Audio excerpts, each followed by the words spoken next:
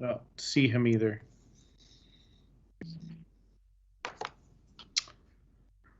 All right, let's move on to the Pledge of Allegiance. I'd ask everyone to. I got a roll call for myself. Okay, and Councilor Goodhouse, thank you. Here. There's the Councilor Calderon. Youth Councilor Calderon. Yes, I am here. I'm so sorry. Teams decided it would be a great time to update right now, and it just did not load for a second. I'm very sorry. I am here. Great. Thank you. Thank you. We will move on to the Pledge of Allegiance. Mr. Nola, please display the flag and everyone mute and participate on your own.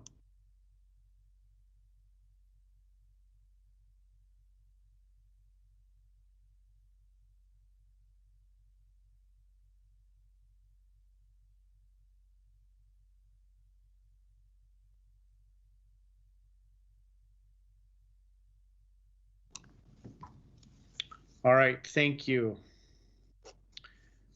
Staff, do we have any non-agenda items?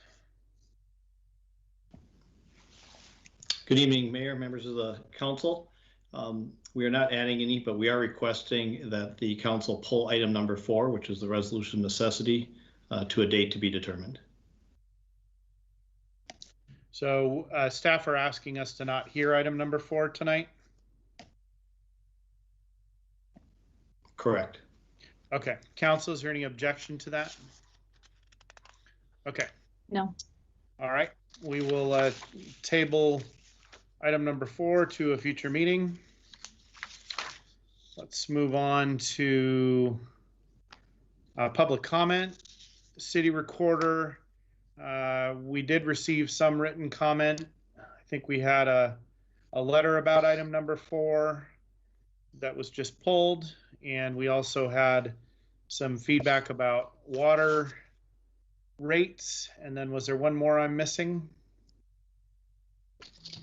No, I just had the 2. Okay, and the one on water rates was from one of the city councilors in the city of Durham, who also sits on the Water Advisory Board. So if you have not seen that, please make sure you take a look at that as we move through the agenda.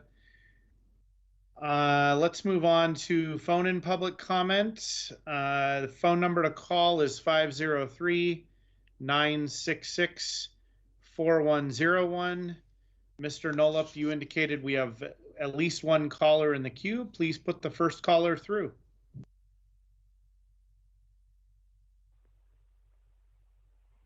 Good evening. So my name is Brian Spencer, and I was planning on speaking about item number 4. Would you like for me to hold my comments at this time? Mr. Spencer, you are welcome to make any comments that you want to make.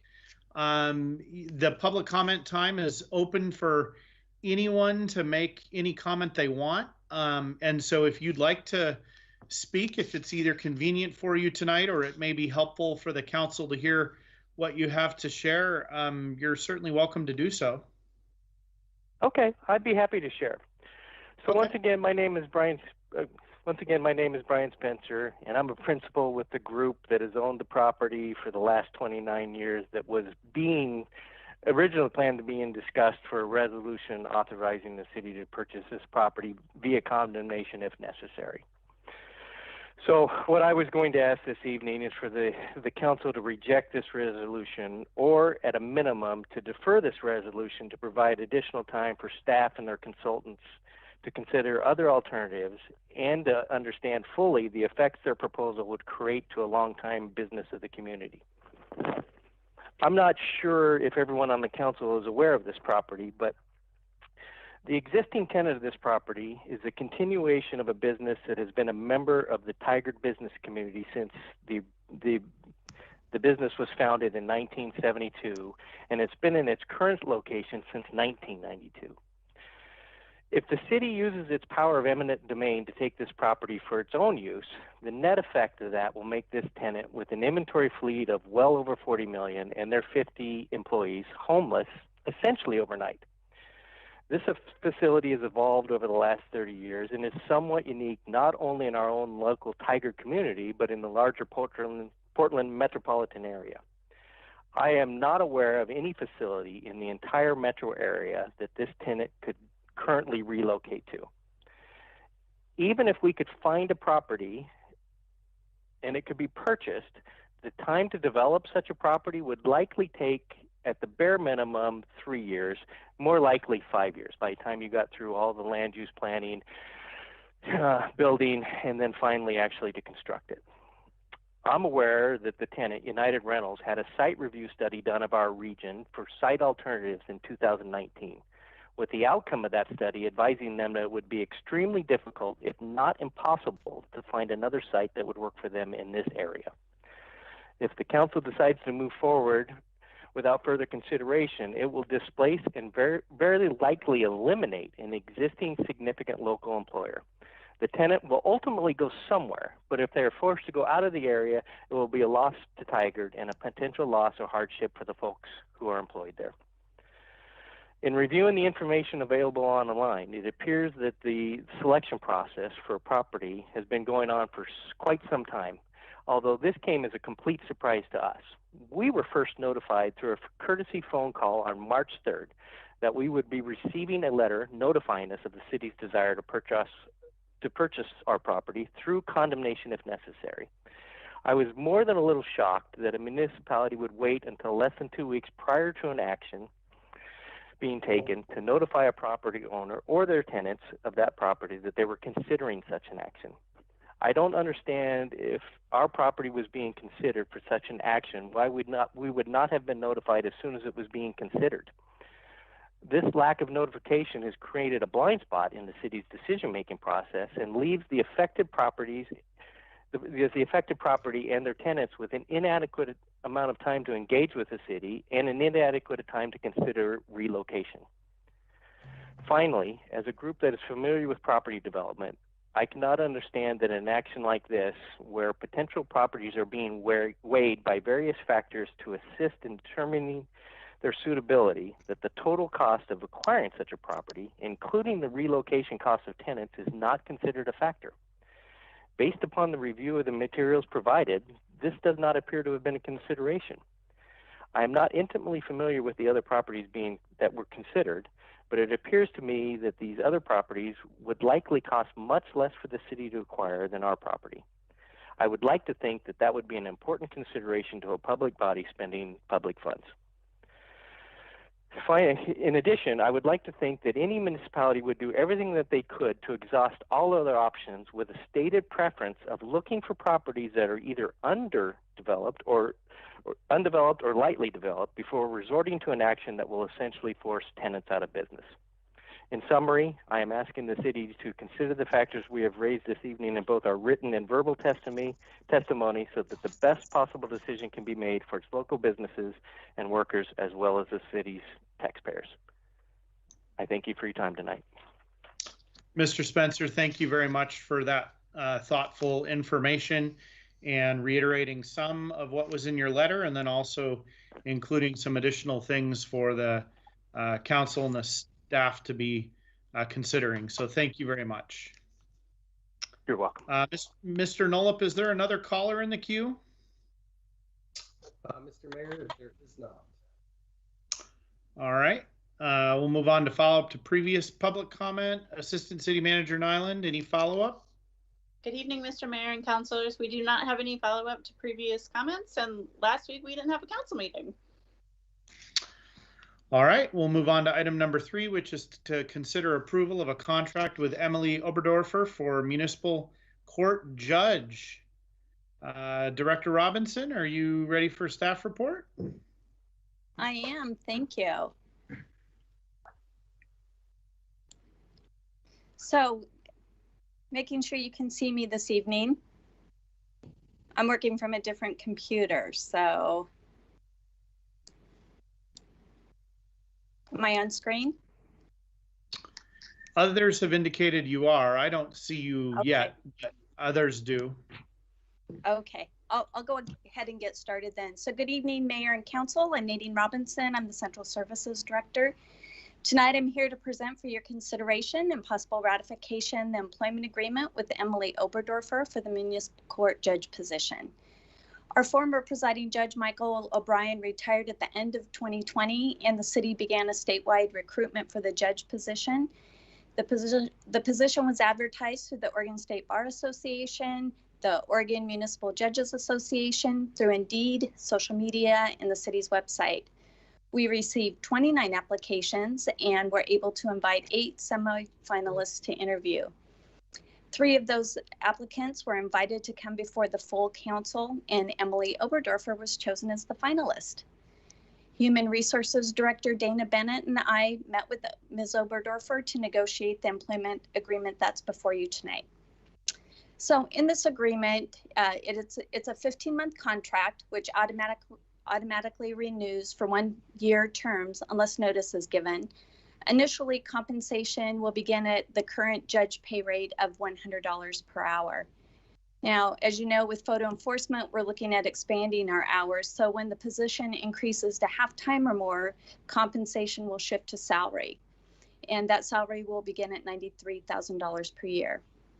The contract also includes a reopener provision. So if those work hours regularly exceed the 0.6 FTE threshold, we would be able to discuss a different salary. The contract also allows for a 6-month probationary period. And then annually, the judge will be meeting with council to provide the reports and also to do goal setting. Ms. Oberdorfer will be eligible for benefits that are consistent with management, non-represented staff prorated for her part-time status. And if the employment agreement is ratified, Ms. Oberdorfer's start date as Tigard's presiding judge will be March 29th. So that's the end of my staff report. If you have any questions, I'm happy to address those. HR Director Dana Bennett is also at the meeting as well and happy to answer any questions. I think I saw the candidate present as well. Did I see? She is. I am. Okay. Good evening, Mr. Mayor, council folks. Good evening. After we act, I think it'd be really nice for you to introduce yourself to the broader community during a council meeting as well. So maybe you can be prepared for that. And normally I'd hand you a pin in person too, a Tigard pin, but we'll mail you one or get you one some other way during COVID time. So let's see. Is there any council discussion on this? Or a motion? I move to approve the contract with Emily Oberdorfer for municipal court judge. I'll second the motion. Okay, it's been moved and seconded. City Recorder, please conduct a roll call vote. Councilor Newton. Yes.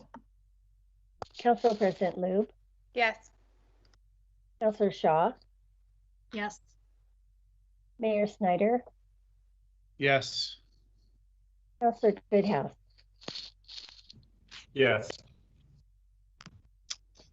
All right, motion carries unanimously. Congratulations, Judge Oberdorfer. And would you mind doing a quick introduction of yourself to the community? That would be really helpful. Great, thank you so much. I'm really honored to become a part of Tigard. My name is Emily Oberdorfer. I went to Lewis and Clark Law School after getting a bachelor's degree at Portland State University.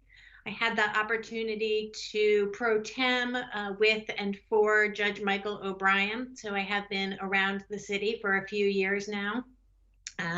Much of my judicial philosophy is the same as Judge O'Brien. And I look forward to working with the community as we get used to photo radar. Any questions, anybody? What do we normally say here? My cat wants to join the meeting. Well, that's excellent. We like cats. And honestly, it's kind of unusual that we have someone introducing themselves to the community in this way. So if anyone would like our new judge to, presiding judge, I know you've been a contract judge for us before, so I should be careful about that. But if anyone would like to ask anything further, we certainly can do that. Otherwise, again, congratulations. Any members of the council want to hear anything further or suggest any other conversation? I'd just like to say congratulations and welcome to Tigard. We're very excited to have you. Thank you so much. I'm really excited to be here. I look forward to meeting you folks in person one day. Just not in the court. Yes, that's right. Thank you. Thank you very much, and welcome to Tigard. Thank you. Thank you. Cat pictures are Welcome to Tigard. Thanks. I will mute myself and turn off my camera and see if anybody needs anything else from me. That'd be great. Thank you. And we're going to move on to another item on the agenda, but again, congratulations. Thank you. We're going to move on to item number 5, which is to receive the March 2021 Capital Improvement Plan update. City Engineer Faya. Yes, hello, Mayor and City Council. Can everybody hear me? Yes, good, excellent. I'm Lori Faya, the City Engineer, and this is my quarterly update on the Capital Improvement Plan. So if you'll give me a second, I will work to share my screen, and hopefully this is going to work well.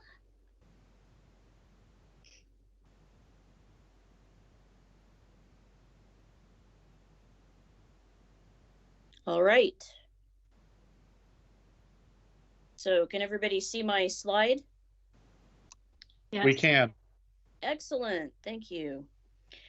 So just a brief reminder for this update, the Capital Improvement Plan is part of the city's annual budget.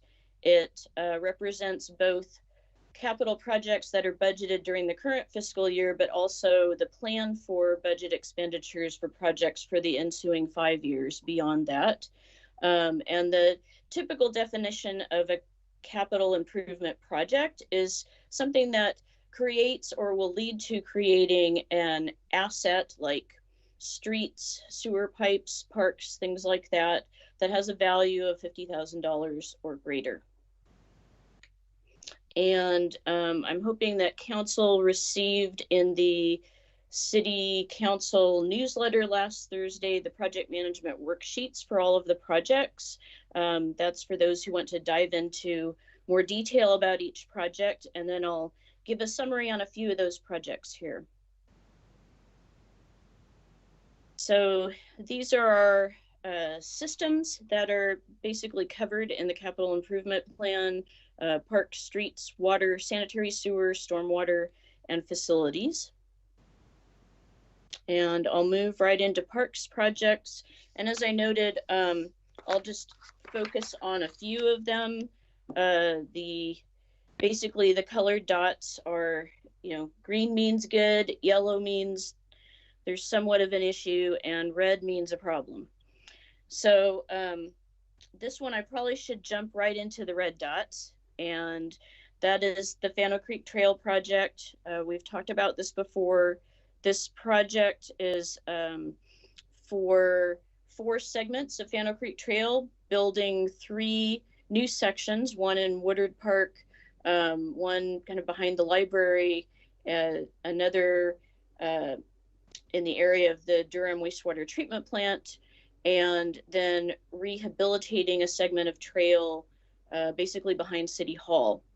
And this has been a project that received a large federally funded grant.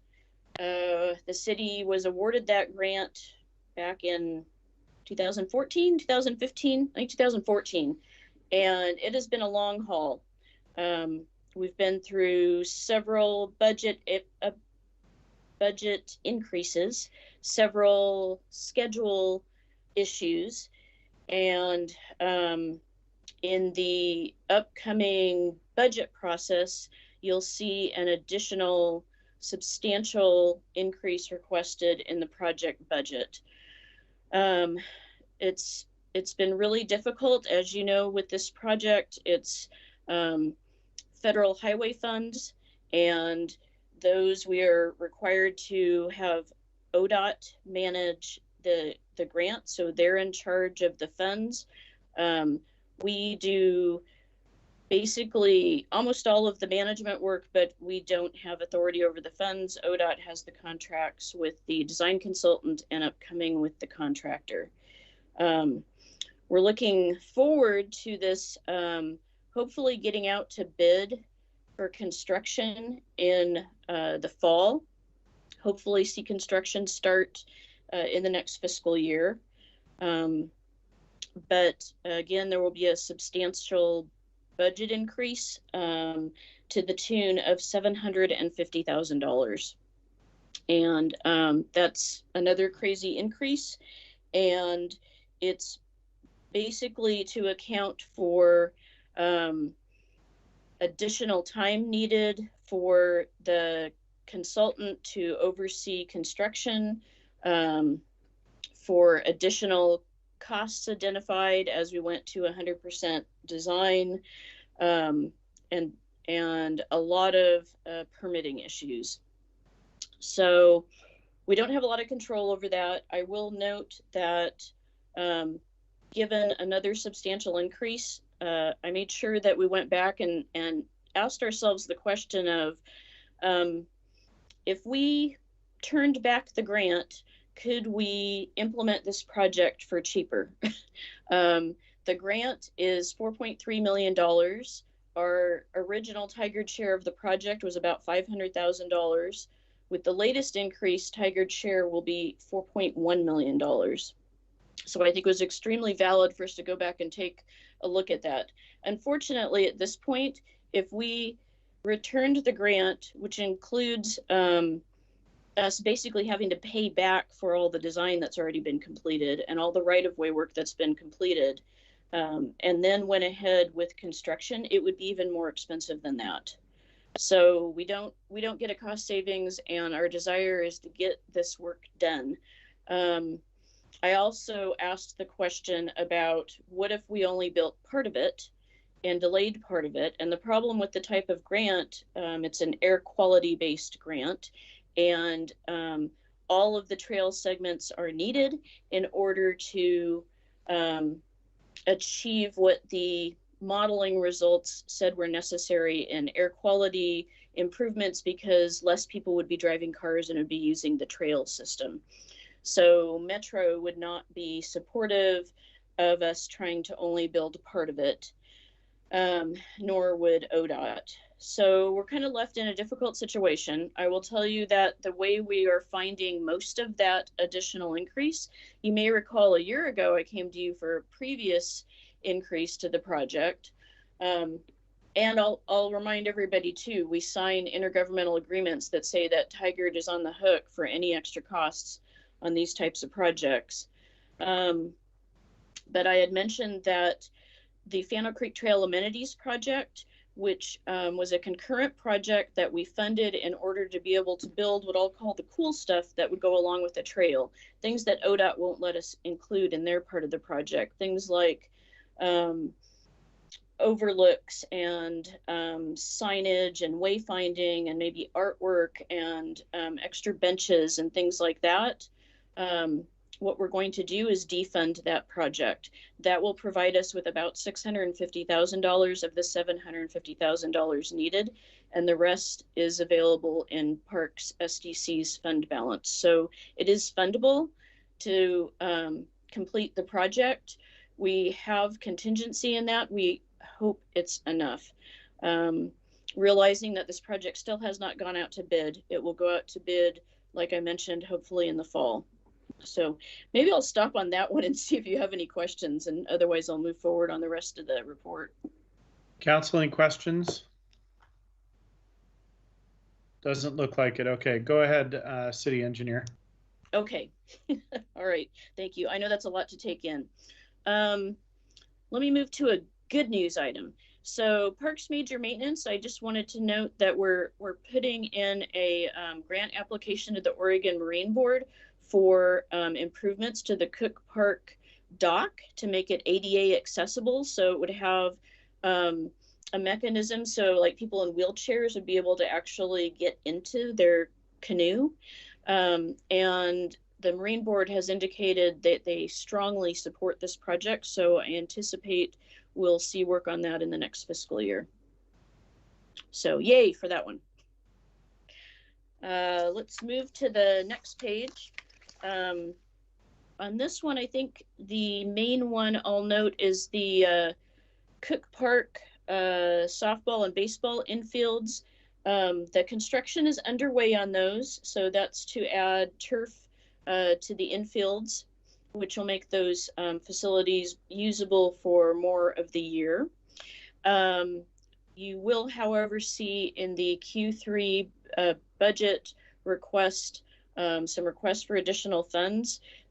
As the contractor got started building the turf fields, they ran into subgrade foundation issues and we're having to use some cement treated base that is requiring an increase. So as noted, you'll see that in the Q3, but the funding is available for that.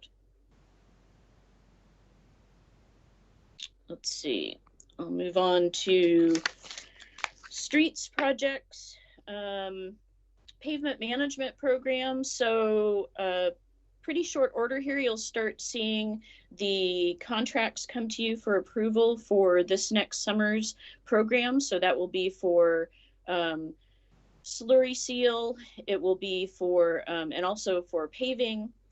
And the this year's slurry seal program, it's kind of hard to describe, but we'll send out a map for it and it will be available on the website. A lot of the slurry seal streets this year are kind of a continuation of the Summerfield area, but a lot of it more to the east over towards 79th. So just so folks know, but every year we have a very robust engagement and public information program to let folks know what's coming and when their streets will be impacted.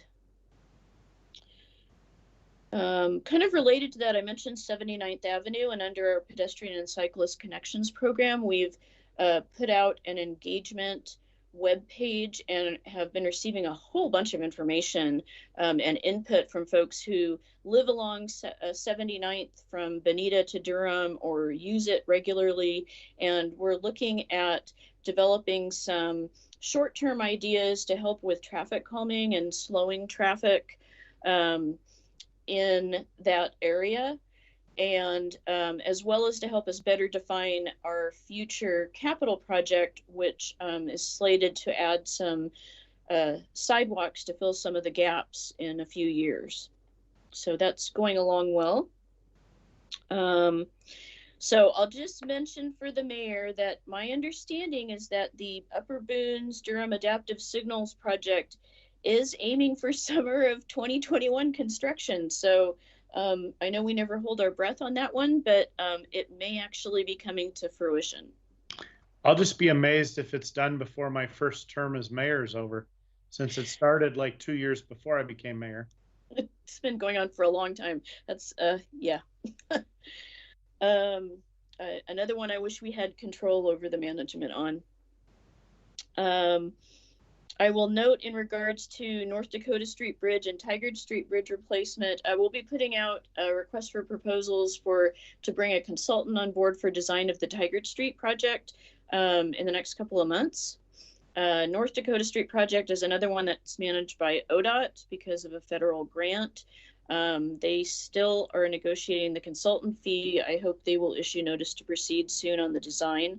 We are coordinating with ODOT as related also to the Highway 217 widening, and particularly as related to, as part of that project, ODOT is going to reconstruct that Hall Boulevard overcrossing over 217 in Tigard, and that is going to require an up to 8-month complete closure as they remove that and replace it.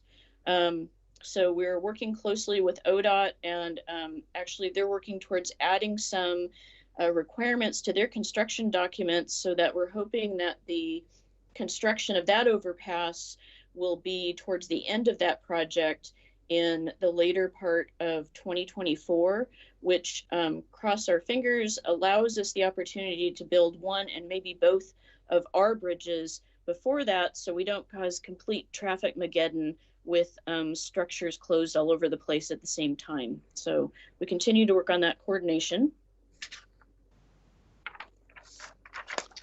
Wall Tech Center Drive, that is nearly complete. So you might notice the signal going in at 72nd and Tech Center Drive.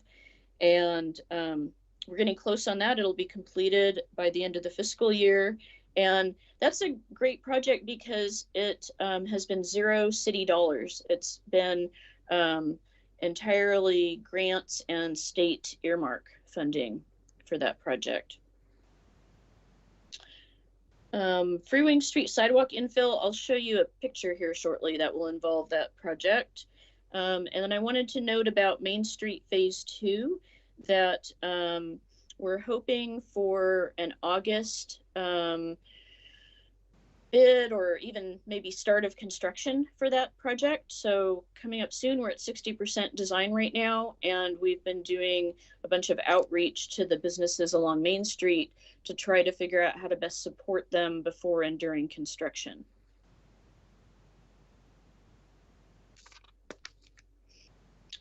Water projects, I'll note, Council may recall that you approved an alternative project delivery method, which is called progressive design build. And this is a really big project for us. And this is, I think, a great project delivery method for us. And we have an owner's representative on board already who's been extremely helpful and is helping us put together a request for proposals for a design build team. And we've had meetings going on this week with individually with different potential design build teams that are interested in the project. And we've had, I believe it's 6 teams that are showing interest. So it'll be interesting to see how many go after the project a couple of months from now.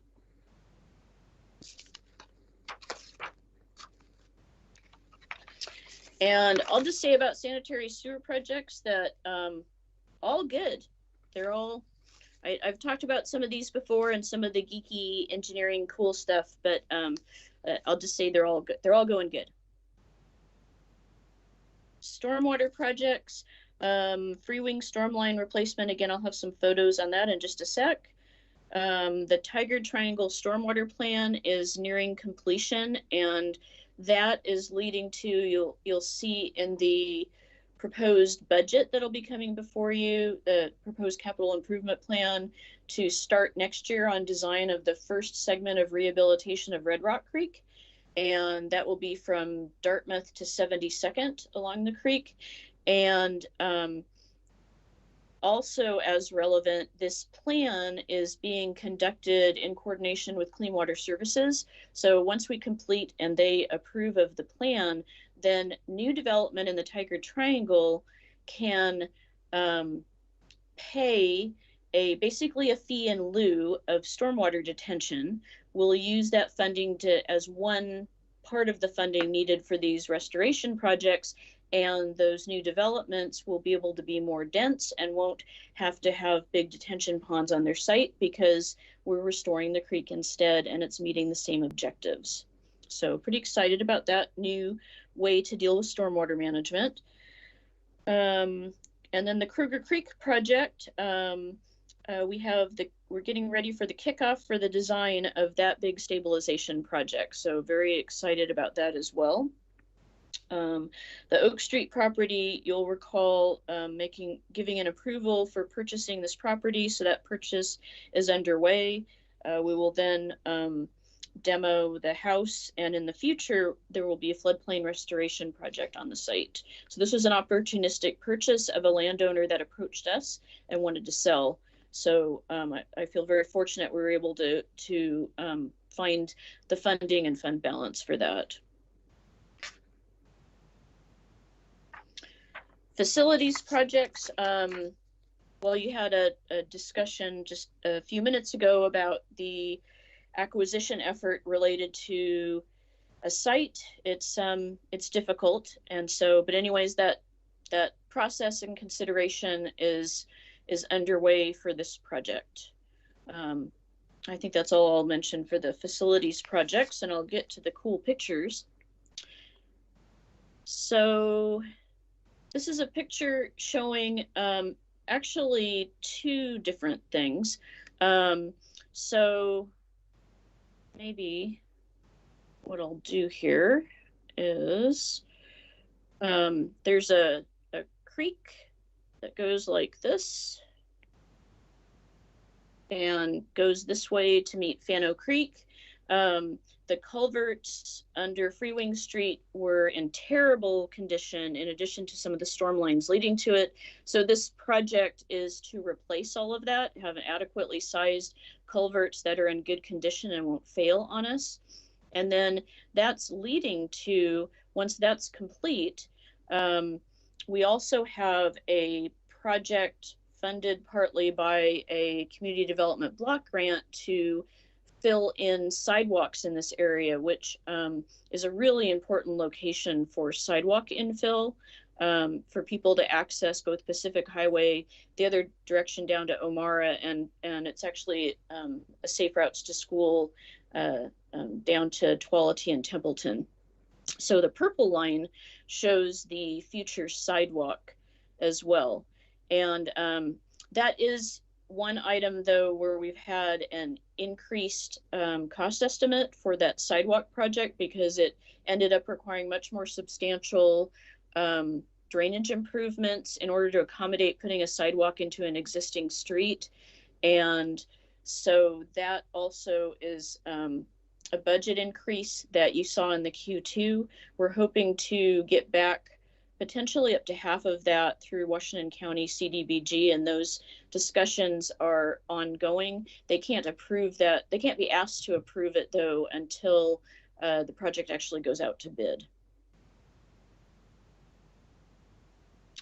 And here's some cool pictures of the project now. If you go out there to Freewing Street, you'll see it's actually nearly complete.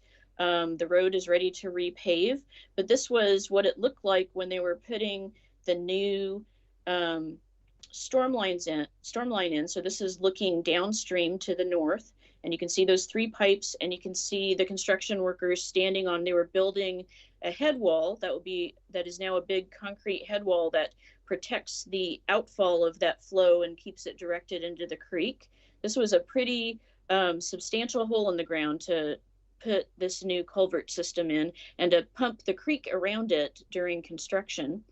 And then the next picture shows looking upstream or south, and again another head wall where the creek flows into the pipes, and this will all be now under the replaced street. And then, you know, I have to show you cool sewer stuff. So we completed the downtown sanitary sewer line project, and this stuff's so important, and you usually don't get to see what it looks like inside of a sewer line. So this project included some pipe that was in Main Street and 99W, and this pipe, you can see, let me pull this up again. If you look at the walls of the pipe here, it looks like exposed aggregate, like on an exposed aggregate patio. That's not good. The pipe should be smooth concrete, and that's from years of cleaning these sewer pipes. And this is in an area where there's a lot of restaurants that discharge into this sanitary sewer line. There's been a lot of grease buildup. We had to clean it frequently, and it was getting to the point where the pipe wall was getting so thin it was in danger of collapse. To replace this with a new sewer line and dig a trench would have been extremely disruptive and expensive, and so instead we were able to do a lining system where you don't have to do any excavation, and so it's all trenchless excavation, and you can see on the right in the after photo how smooth that is with the new liner in it. So anyways, cool stuff. So the right picture is what it's supposed to look like. The right picture is what it looks like now, and that's what it's supposed to look like. Yes. So I will stop my broadcast and see if there's any questions. Well, thank you for that robust report, City Engineer Faya. Appreciate that. Which members of council have questions? Councilor Shaw. Thank you, Mayor, and thank you, City Engineer. I love the fact you geek out because I love that too, and singing. I think it's important to show the community the work that's being done. Want to also just acknowledge with Cook Park and ADA, I think that's vital. I utilize that particular dock frequently, and I'm often helping people getting in and out of kayaks, and I think that's going to be a really tremendous asset to the community.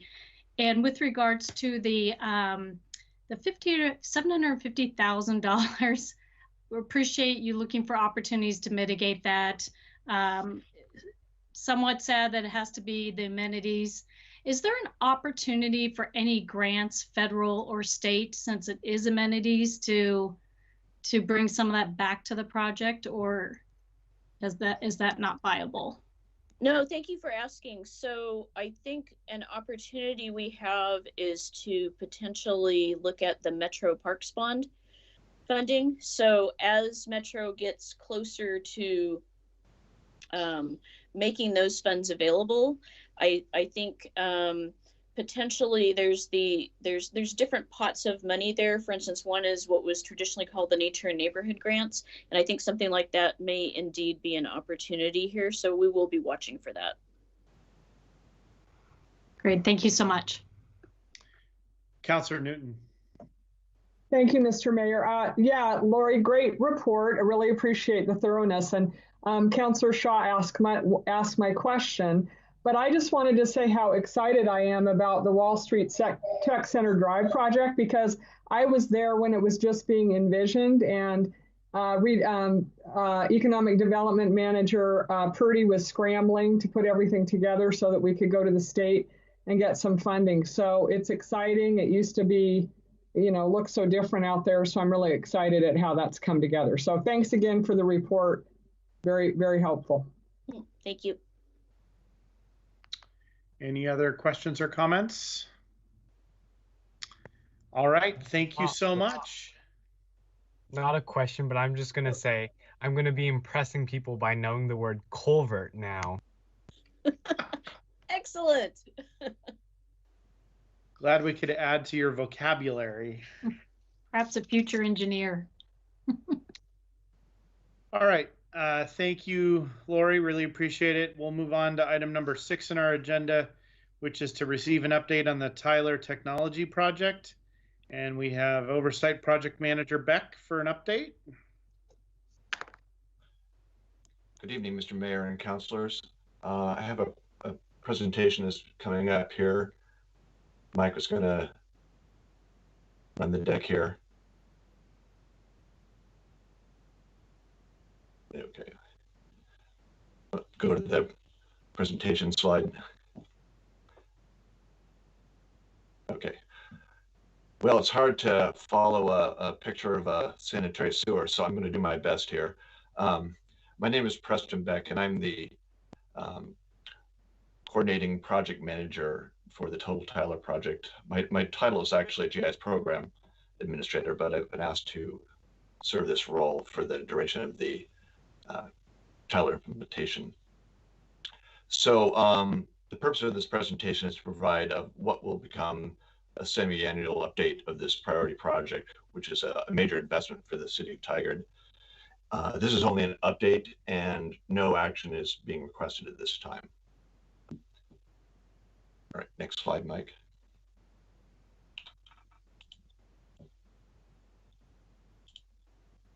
So last September, Council approved a contract for the purchase of the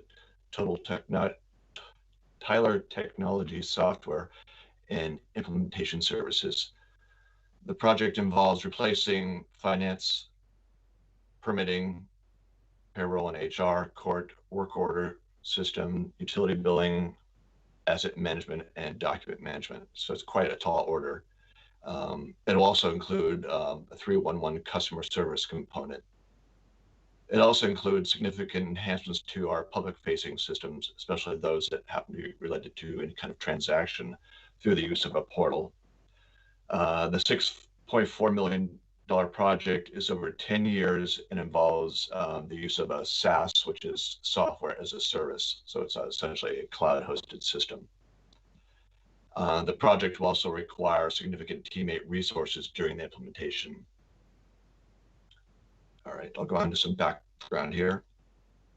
So the reason for this project is that we've had years and years of customization to our current systems, and we've reached the point where we can no longer really upgrade them, or any kind of enhancement to them would be exceedingly expensive. So our best of breed approach would have become the siloed scenario, and they all operate independent of one another. So that's further exacerbating any kind of comprehensive way to analyze and present this information, especially when it involves any kind of multiple system presentation. Our current solutions also provide very limited public-facing online capabilities. And the old workflows that we have, many of which originate to old paper-based workflows, need modernization to streamline processing across departments and with the public. So we need to be able to take some of these arduous steps that may take 10 steps and turn them into, just a couple step processes.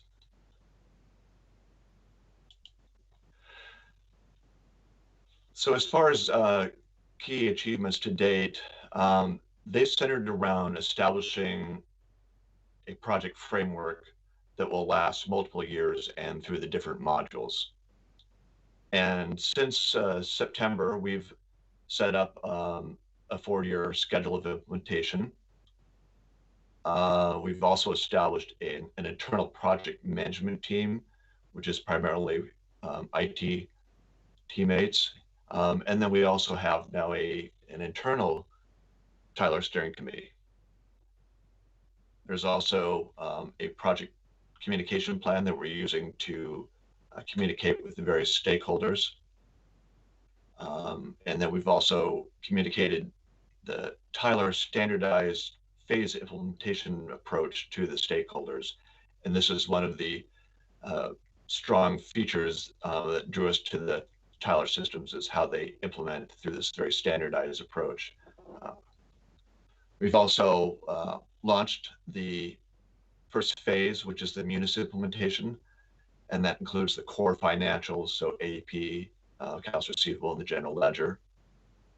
And we've communicated the requirements to have adequate resources during implementation, including budgeting for backfill position needs. We also have recently kicked off the phase 2 EAM, which is Enterprise Asset Management. And then also we're just starting phase 3, which is HCM, or Human Capital Management. So that's HR, payroll.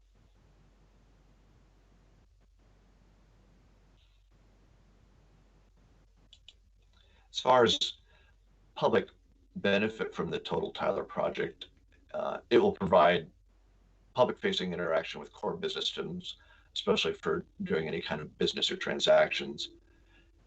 An online portal for systems such as permitting, vendor online registration, licensing, 311, all which will enable much more self-service capabilities. And overall, just with the single solution, we'll have much greater analytical capabilities across modules, across of the databases, and will enable us to present information that will be truly transformative for the city. It's just something we've never really been able to do.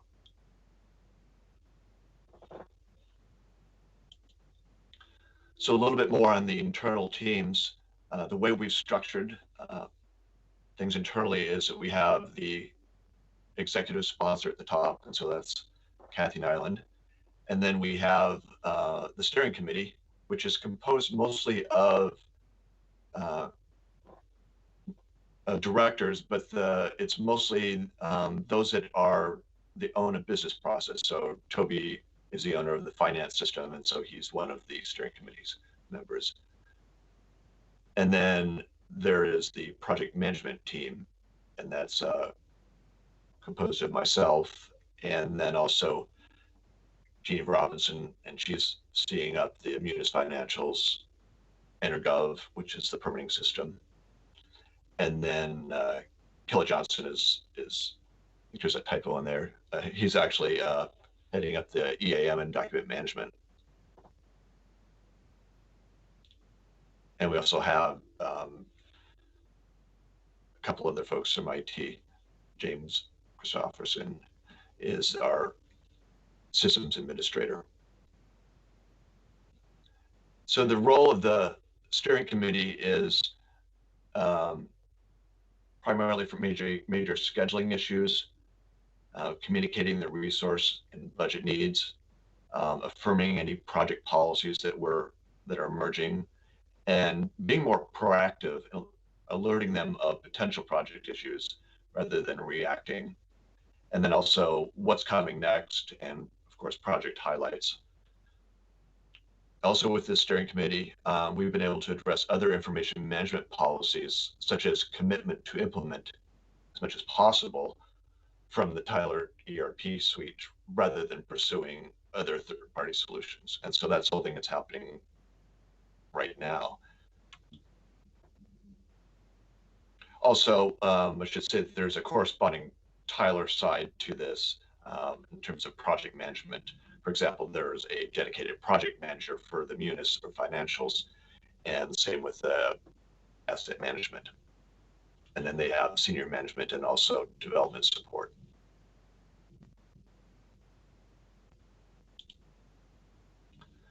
So here's just a quick glance at the schedule for the next 4 years. And what I really want you to see in this is that you can see where we are with the red arrow. But very shortly here, we're going to quickly ramp up to having multiple modules going at once. So by the middle of next year, we'll have 5 active phases or modules going at once. So you can see there by March through July 22, we're deep into Tyler.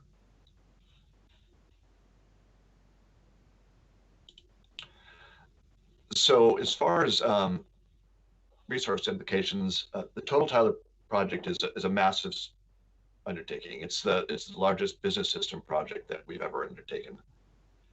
So there's significant teammate time needed during this implementation, as well as after the implementation.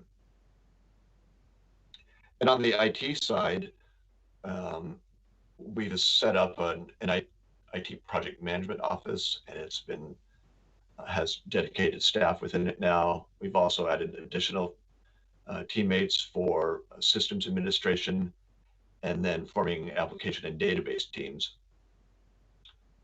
IT also worked with the staff to develop an evaluation tool so that they could assist departments in identifying potential resource demands. Because the fact is that it will take internal resources to make this project happen. So we've been working with the steering committee to identify the needed resources. And in the upcoming budget cycle, you'll see the result of this effort in the form of FTEs to align resources for the project while still balancing out the need to have resources for core services to keep the doors open.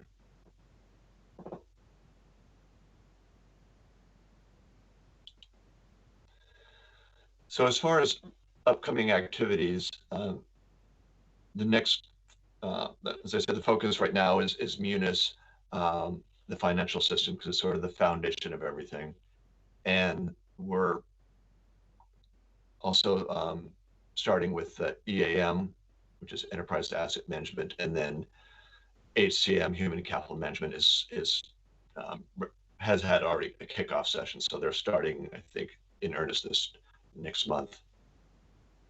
And then by fall, the utility billing comes along, and then that ramp up that I was talking about earlier will create a lot of activity. And one of the great things about Tyler is that they have this standardized approach, which I mentioned earlier. And this graphic here in this slide shows that they have this 6-step approach where they initiate, plan, assess and define, build and validate, test, and then train, and then production cutover and closure. So this, and you can see there are elements of this that circle back. So they do this iterative process and circle back if they need to. But this is done throughout each different module. And so this is they're using the same approach, same terminology. And so this will help us as we go through each phase, that at least from an IT perspective, that we're not having to adapt to some new style of project management or way of implementation, because there are a lot of ways to implement software. And so this will really help us, I think, in the long run with having this standardized approach.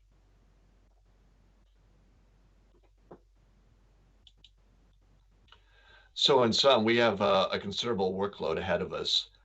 We've provided you with an update of the total Tyler project and how we established the overall project framework, reviewed some of the project components, set up the offices in IT and hired the teammates in IT, such as a project management office, emphasized the needed to properly resource to departments, and identified some of the project outcomes. And then finally, if you'd like, in 6 months, I can come back and provide another update to you. I think that'd be very helpful. Thank you very much. Questions from council?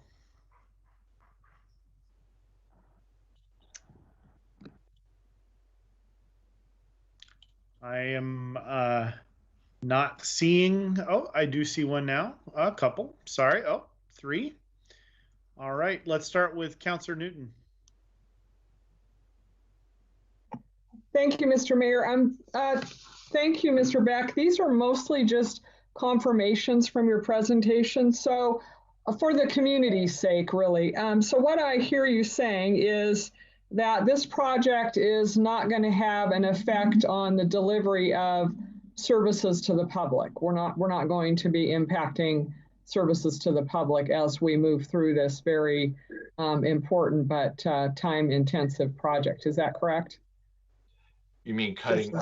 Just, yeah, in general, people won't notice a difference as we're doing this project in delivery of services. You talk about how resource intensive it is, but folks shouldn't notice a difference. Is that correct?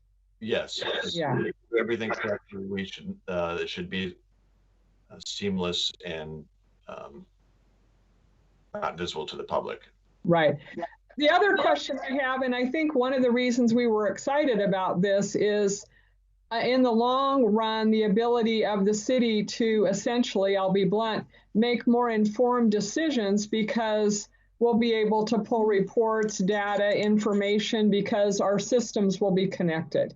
So we'll be, quite frankly, more data efficient in terms of making decisions, whether it's a policy decision, budgeting, whatever might come our way. And that seems like a benefit to this as well, correct?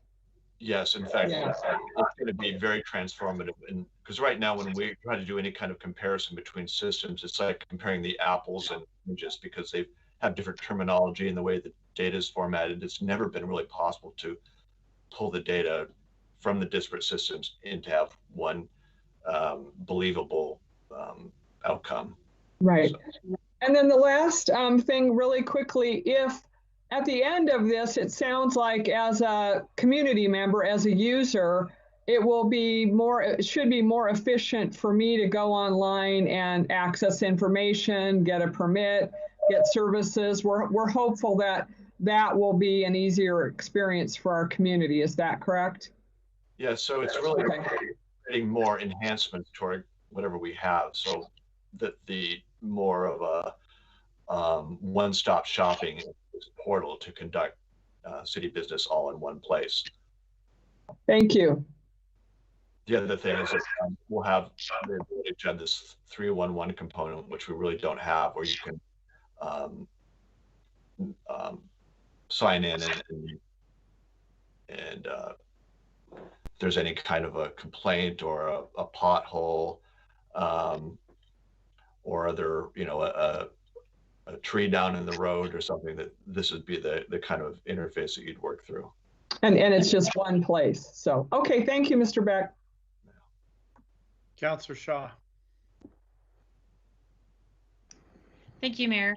And Councillor Newton had asked quite a few of the questions I was going to ask. So perhaps just make a comment. You mentioned, Mr. Beck, thank you for the presentation. That's kind of one-stop shopping, and recognizing that you showed the Tigard house, which was built by Wilson Tigard in 1880. They probably didn't even know what SAS meant back then. So I think we've come quite a long way, and just want to thank you very much for your efforts and for the team's effort as well. Thank you. Very good. Thank you. And I'll report that back to them. Councilor Goodhouse. I was saying 3 because I don't know if Council President Lube had a question, if she raised her hand, or maybe she was just, okay. But I do have a question. I wanted to make sure she didn't want to go first. With questions for this process, are we asking specific questions? Because I know a while back the council heard about what we were going to decide on land vesting with community development, but we had to wait till that part of Tyler, the Tyler program was up, Total Tyler. Is that something asking now, or is that more of a question for community development? I don't have knowledge of any of that, so I might have to defer to some of my colleagues that are here that may have been involved. Toby, would you, or Mike? Sure. Hey, Mr. Mayor and members of the council, Mike Nolop, IT manager. So those types of capabilities aren't in the current systems, is kind of what you were hearing from community development. And as we go through the implementation process of the EnerGov is the permitting platform from Tyler, those will be the things that community development will bring forward to the consultants and to our team to make sure that they get implemented in the new systems. So that phase doesn't start until January of 22. So, beginning of next year. So that's when those discussions and those new concepts and technology deficiencies that are in our current systems will get addressed and then developed into the new systems. Okay, thank you. I was curious about the time frame. So yeah, absolutely. If I look back a couple slides, I get this and you guys don't, but EnerGov is scheduled to go live in July of 23. So that is quite a ways out. So these things take each one of these large business systems takes anywhere from 16 to 22 months to implement. So very similar topics to what you have discussed for the community development need is happening right now in finance, with EAM and the Public Works, Fleet and Facilities departments, and we're starting to have those conversations with the HR payroll risk section of human capital management. So all of these types, it's really exciting. It's actually really fun to see the team work and change and think about how things can be done in the future. And so that's one great example for community development, but it's happening honestly almost on a daily basis as we go through this implementation of each phase. So thank you for bringing that up. Other questions? Council President Lube, I've lost your video, so if you are waving, I'm not seeing it. Maybe speak up, or if you can raise your hand electronically. I don't have any questions. Thank you for checking. Okay. All right. Youth Councilor Calderon, anything? No questions. You guys seem like you'll be busy coming up, so good luck. Thank you. We certainly will. All right. Thank you very much. Appreciate the update and report out. And we'll see you in, I think having semi-annual report outs makes a lot of sense. So we'll continue with that. Very good. All right. Next item on the agenda is item number 7, which is to receive a briefing on water cost of service analysis and rate study project. Mr. Goodrich. Good evening, Mr. Mayor and councilors. I'm John Goodrich, Public Works Executive Manager and Direct Responsible Charge for the city's drinking water system. Staff present tonight are Brian Rager, Public Works Director, Toby LaFrance, Finance and Information Systems Director, and Samantha Rico, Public Works Management Analyst. And this makes up our project management team. Also with us this evening is Doug Gabbard, Project Manager, and Zachariah Hazel, Financial Analyst, both with FCSG. Doug and Zach will be guiding most of the evening's agenda item. Over the last several months, the city has completed a cost of service analysis for the city's water utility. This is workshop number 2 for the cost of service analysis and rate study project. Tonight, we will provide information on rate design, which is necessary to finalize any proposals regarding water utility rates, fees, and charges that council may consider. At the last workshop on February 16th, it was requested that Councilor Shaw receive additional information on the policy topics discussed last July. We compiled and forwarded this information to Councilor Shaw for her review. The objective of this workshop is to share information and provide council the opportunity for questions and discussion as council considers future decisions relating to water rates, fees, and charges. The Water Advisory Board received the same information and presentation during a special meeting on March 10th. The city manager forwarded the results from that meeting to the council last week. Unless there are any further questions at this time, I'll go ahead and hand this over to Doug and Zach to provide FCSG's presentation on rate design. Thank you. Thanks, John. I am Doug Gabbard with FCS Group. I am joined tonight by Zach Hazel, and you'll be hearing from him in the second half of the presentation. And also John Ghilarducci is joining us. He has helped many cities set up water rates and cost of service analyses, and he'll be available to answer your questions. Can everybody see my screen and my moving cursor? Yes. Wonderful, thank you. So let's get into it. Our agenda tonight is to begin by talking about the basics of rate design and how that fits into the larger engagement we've been working on here. We're going to talk about specific policy items and the responses we have to them. We're going to actually show you rates, and we'll talk about next steps that may be after that. So a little bit of the road to get here. We started off with a revenue requirement where we looked at the water utility and we asked, how much rate revenue do you need to meet all of the financial obligations, whether they be capital, operating, or financial policies, to meet the overall financial needs of the utility. And the result of that was a program of across-the-board rate increases, but they were purely hypothetical because we knew we weren't going to stop there. So the next step was the cost of service analysis, where we allocated those costs by function and ultimately by customer class. And that is where we left off with you the last time we spoke, about 4 weeks ago. So in general, we have now moved to the rate design phase, where we take all of those allocated costs and we know how much we're supposed to recover from each customer class. And now we apply the art of figuring out what is the fixed and volumetric charges that are going to work best to recover the revenue that is needed for the utility. So rate design is all about recovering the targeted level of revenue, and it consists of both fixed and variable charges. And in general, the kinds of things we think about when we set a rate design are the equity of rates, the complexity of the rates, and that encompasses a lot all on its own. Can you explain this to customers? Can you implement it in your billing system? Those kinds of considerations. Rate impacts. Anytime you change a rate, there's going to be, for lack of a better term, winners and losers. And so we want to be mindful of those impacts. We will care about things like revenue stability and predictability, but on the other hand, we also care about affordability, water conservation, economic development, the incentives for growth and for having a business. You get the idea. There are all kinds of competing agendas to be balanced here, and that's what makes this such an interesting effort. Well, in addition to all of those general considerations, there are a few specific items that the city wanted to look at, and we have done so. From the discussion paper, there are 3 specific items. Number 1, the booster fee charges. We're going to show you a great table on that, and that's going to be very straightforward. Also, 1-inch residential meters with fire suppression systems. That's also pretty straightforward. We'll explain our recommendation there.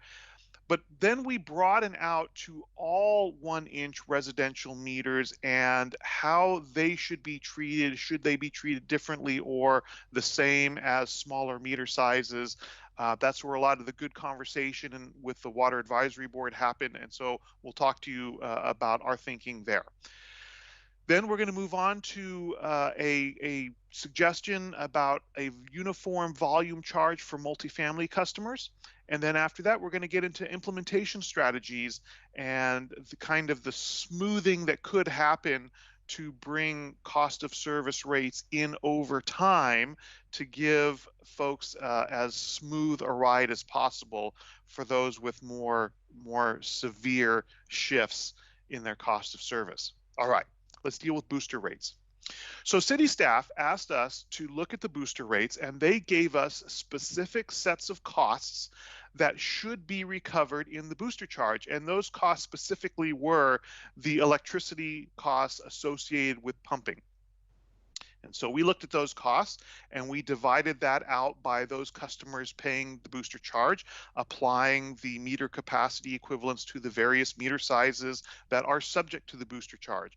Well, what we found when we did all this math is that the current booster charge does over recover for the costs that need to be recovered. And so the booster charge that we are recommending is shown in the column on the far right, which is a smaller charge that reflects only those costs that are required for the booster. So first recommendation is the booster charge goes down. Now, of course, if the former charge, even though it was over recovering the intended costs, it did raise additional revenue that was not needed then from other customers. So if the booster charge gets smaller, there's going to be a little bit of revenue that's going to have to be gotten from the general rate base. And so just keep in mind that it's a small impact, but it's not zero. So the issues now for residential 1-inch meters. One issue has to do with fire suppression. So you have some customers who would otherwise only need a 5/8-inch meter according to their fixture count, but because of fire suppression, they have to be upsized for upsized to a 1-inch meter. So that's one issue. Separately from that is the idea of 1-inch residential meters for all single-family homes. So the question has arisen, even in the absence of fire suppression, might it be more equitable to treat 1-inch residential meters and price them the same way as all of your other residential meters? So we'll talk about that. But it's important to keep in mind that these are two separate issues, which we will address now. So about 185 accounts have 1-inch meters for the purpose of fire suppression. By their fixture count, they only need 5/8-inch meters, but they have the 1-inch for fire suppression purposes. And so we have taken a route that the city seems to work well for you, and it is consistent with industry practice that we have downsized them for pricing purposes and rate purposes down to a 5/8-inch meter, and everything that we show you from this point forward will reflect that downgrading if a 1-inch meter is required solely for fire suppression purposes. So that portion of the 1-inch meter issue is easily dealt with. Now we get into the larger issue of all 1-inch meters in general. And the question really is, should all residential meters really be treated and priced the same way? So city staff put together this helpful data on usage and peaking. Remember, peaking, we talked a little bit about this last time. Peaking is all about customers who need a lot of water at the same time as a lot of other customers need a lot of water. And when you have a bunch of customers trying to get a lot of water at the same time, it forces you to upsize your system, and that makes for a more expensive system. And that's why that's an important part of setting rates. But you can see the number of accounts at the various meter sizes, the average use of accounts, and you can see that 5/8 and 3/4 inch meters are pretty similar, but there is a definite higher usage for 1-inch meters. And there are about 1/10 of the number of 1-inch meters as there are of the 5/8 inch meters. So this led to the question, okay, so since the presenting issue is the fixed charge, and under your current rate structure, the 1-inch meter does pay a significantly higher fixed charge than the 5/8 inch meter. What if we had a fixed charge and every residential customer paid the same fixed charge? What would that be if we collected the same fixed charge revenue? And the answer sits right before you. So if you're a 5/8 inch customer, your monthly bill would go up a little over $5. Meanwhile, the 1-inch meters would go down about $32, and for the very few 1.5 inch meters, and there's not a lot of them that are single family, they would go down quite significantly. So this is kind of the revenue neutral on the fixed charge. So this raises the same fixed charge revenue. And I emphasize that point because the fixed charge is not the only moving part in this conversation. And that we're going to look at a little more next. What I do want to emphasize is that from this point, all of the recommendations that you're going to see and all of the implementation strategies do reflect our recommendation that we do continue to charge the fixed charge by meter size. So we're sensitive to the fact that you may be looking for options, and we're going to help you find those options. But the numbers and the rates that you're going to see later in this presentation do reflect the continuation of charging fixed charges by meter size. Are we supposed to be holding our questions, by the way? Mayor, you do whatever you like, and we're ready for you. Well, I think we probably should, because at this point we're way past where I think lots of people would want to be asking questions, but it occurs to me that we're going to need to go back to many of these slides. So just be prepared for that. Yeah, happy to do whatever's comfortable. Why don't you continue? Okay. So let's look at some data on your current residential customers. So what we have here is a graph of all a year's worth of bills, so 12 bills per customer for all of your residential customers. This lighter color at the top is your 1-inch meter. The black line here is the 5/8 inch meter, and what I'm going to call green that tracks very closely is your 3/4 inch meters. On the vertical axis, these are billed use in CCF. So the higher up, the more quantity you're using in a month. On the horizontal axis, where these are percentiles, you may remember this from standardized tests that you may have taken in school. Somebody handed you a score and said you are in the 85th percentile. And what that meant was that 85% of the scores were lower than yours. And so that's what these percentages are down here. So what this means is at the 50th percentile, and the 50th percentile has a special name we call the median, because half the observations are lower and half the observations are higher. So we could also call that the average. On the average bill, your 1-inch meter is using about 7 CCF, where the other smaller meters are using about 6 CCF. At the higher percentiles, the difference is much greater, as you can see over here. So there is definitely greater usage in the 1-inch meters. The dotted lines that you see at 6 CCF and 16 CCF are important in this conversation. With the 1-inch meter, not only are you charged a higher fixed charge, but you also have a greater allowance for your tiers. So, for example, a 1-inch meter has to use 16 CCF in a month before they get bumped to tier 2. That means about 80% of your 1-inch meter bills never get out of tier 1.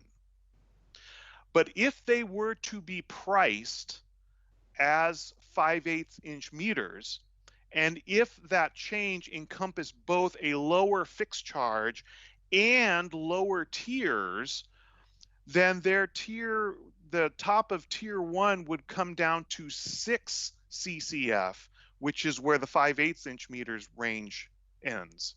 And then you would have only 40% of your 1-inch meters would then be able to avoid tier 2. So it's important to keep in mind that the fixed charge is not the only moving part in the conversation about charging 1-inch meters differently from the smaller meter sizes. And happy to have more conversation with you on this as the need arises. So moving on to the multifamily volume charge. Currently, multifamily customers are subject to the same tiers like others are. However, this is not as practical as one might hope, because what is unique about multifamily customers is that the user is not really the same person as the person paying the water bill. And so price signals are kind of lost on a multifamily development. And so because of that, a uniform volume charge would simplify the rate schedule without really doing any violence to incentives. And so for this reason, we are recommending a uniform multifamily volume charge, and you can see that at the bottom of this slide, whereas the volume charges ranges from $3.26 per CCF in tier 1 all the way up to $5.46 in tier 3. We're recommending $4.37 per CCF for all usage for multifamily customers. And with that, we're going to transition into implementation, and I'm going to turn it over to Zach. Thanks, Doug. Am I coming through okay? All right. Doug was providing some great background on our philosophical underpinnings of the rate design portion of the study. And now we're going to begin looking at what that translates into for rate increases and actual rates for each customer class. So you may remember from our last presentation in February that we discussed the cost of service adjustments that would need to be made for each class to make sure that each class was paying their fair share. There are a couple ways to do that. The first one that we show here, which is not an actual recommendation, is that we make a one-time adjustment for each class to make sure that they meet their cost of service. Now, the reason this is not a recommendation is shown in the third column there for fiscal year 2022. This represents a 1-year snap to the cost of service, and as you can see, it's a little dramatic. Multifamily would go up by almost 20%, and then you'd have some classes like industrial and irrigation that actually drop. They go down in their rate increases. So this fairly dramatic transition is why we instead prefer to phase out the cost of service adjustments. However, this does kind of, oh, sorry, Doug, if you go back, this does kind of show the overall pure math perspective of the cost of service adjustments. Once these adjustments were made in this hypothetical situation, every class would only have to increase by 2% across the board. But we have a better way of doing this, and that is our phased-in approach. So in this approach, we take those cost of service adjustments you saw on the last slide, and we phase them in over 5 years. And this greatly decreases the drama of the situation. You can see that multifamily in this instance, their highest rate increase is just 7%. And then for industrial and irrigation, they don't get any rate increases. They don't get any rate decreases. They remain flat. And that's due to rising costs. You know, they will eventually pay their fair share if you make their rate increases at 0%. To check this phase-in schedule, you can look at the second panel there. That's the difference from COSA targets. So the rate increases at the top will change the amount of revenue collected by each class, and the bottom panel will show you how close you are to collecting the right amount of revenue per class. So for example, we're looking at residential here.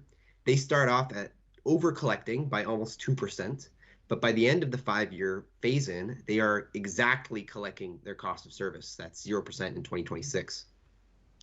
Now, when you limit yourself to 5 years and you have other considerations to make, such as not over collecting revenue or making sure that the rate increases are pretty subtle, you can't necessarily always phase in everybody as close as you'd like in 5 years. So you'll see that multifamily is still under collecting at the end of the phase-in schedule by about 4% there, and we're still over collecting for industrial and irrigation. So some further adjustments would need to be made to those classes to bring them up to their cost of service after this phase-in schedule was achieved. However, for the rest of the presentation, the strategy that we'll be proposing is based on that top panel of rate increases. So here's what that looks like when applied to the fixed charges. Now, an important note here is the fixed charge is only charged by meter. There's no consideration for the different classes. And what that means is that we cannot make cost of service adjustments between classes to the fixed charge, because if you did that, you would essentially multiply the complexity of your fixed charge schedule. So instead, we're making an across-the-board adjustment of about 4.5% here, and this would apply to all classes. And that's what you see here. Now, the volume charges are differentiated by class, and so that now we can begin to make our cost of service adjustments that we discussed. Here is the two panels showing before and after for residential, multifamily, and commercial. You'll notice that multifamily does not have a tiered rate structure. That's based on our earlier recommendation that Doug made. But every other class has a cost of service adjustment built into this rate schedule on the bottom panel. All right, and then here's volume charges for those other three classes, industrial, irrigation, and fire. You'll see that industrial and irrigation remain at the same rate. That's based on that 0% rate increase we were recommending in the strategy panel. And for fire, that goes up to 1031 from 881. And thank you, Doug. Yes, just so now we move on to discussing the direction that council can take. So we covered a lot of issues, so we'll just wrap it up here in these next two slides. So the first one was, should the booster charge continue to be charged? The staff recommendation is yes, and that is at the allocated cost that Doug showed you in his earlier slide. The second question was, should we downsize certain customers who are upsized to a 1-inch meter for fire suppression purposes? And the staff recommendation is yes. The third question was, should we continue to charge the fixed charge based on the meter size? And the staff recommendation there is again yes. We also consider a couple other things. The multifamily customers, should they be charged a uniform volume rate? We're recommending yes, and so is staff. The cost of service adjustments, should those be implemented? That is completely optional. You do not have to implement cost of service adjustments for your classes, but the staff recommendation is yes. And if they are phased in, should they be phased in as presented? And the staff recommendation again is yes. So here are your next steps. On April 6th, there will be a public hearing and consideration to adopt the amendment to fees and charges, currently based on our recommendations here, but that's open for discussion. And then after that will be communication and outreach for this new rate plan.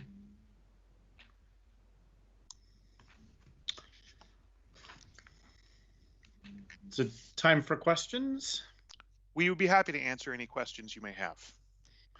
All right. I want to try, I want to check with council just briefly and perhaps focus our discussion. It looks like the Water Advisory Board had pretty unanimous and in agreement with staff recommendations in almost all cases, with the exception of the residential 1-inch meter rates.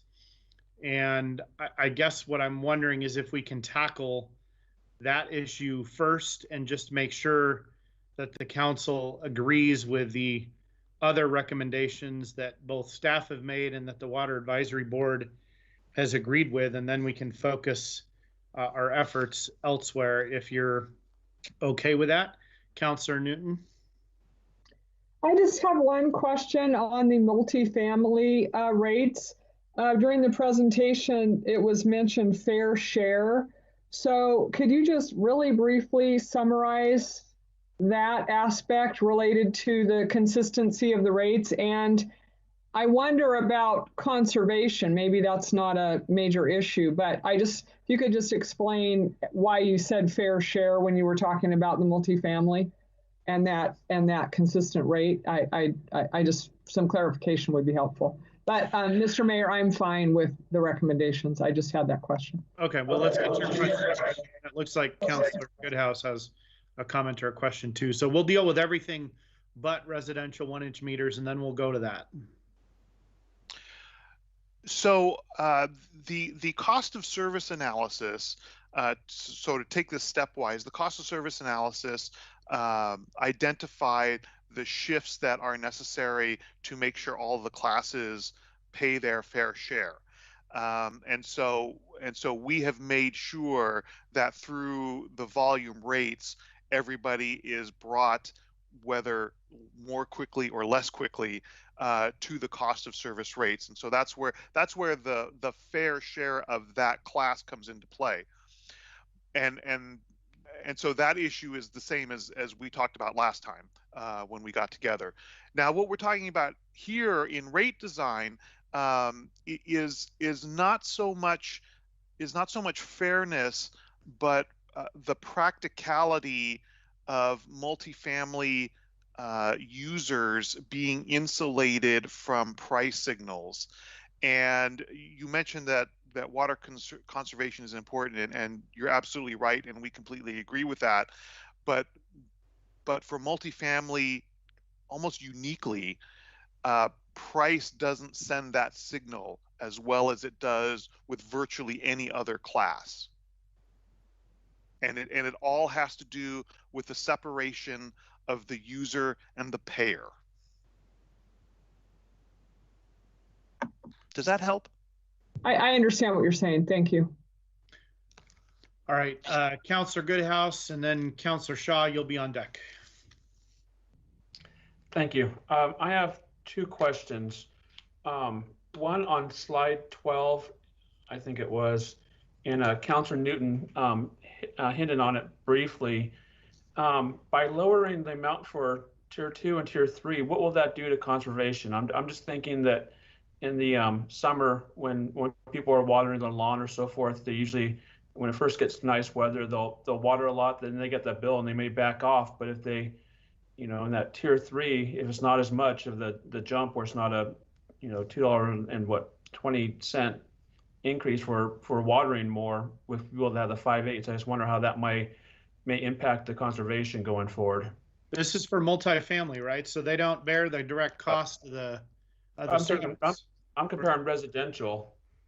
Okay, so not on slide 12? Well, slide 12 was, I guess I was looking at that wrong. Sorry, that was only multifamily. Sorry.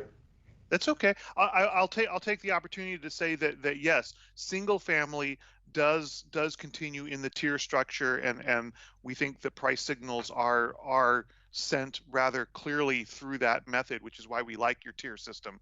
For multifamily, I did not have a chance to bring this up, but there are multifamily developments with significant landscaping, and what I have learned from staff is that a lot of those multifamily developments with significant landscaping do have irrigation meters, so that irrigation is done through those meters, which is advantageous in all kinds of ways, but a lot of the peaking costs go through the irrigation, and so it's good in that sense. It's also good for the development because irrigation meters don't contribute to sewer flow, and so everybody wins, kind of.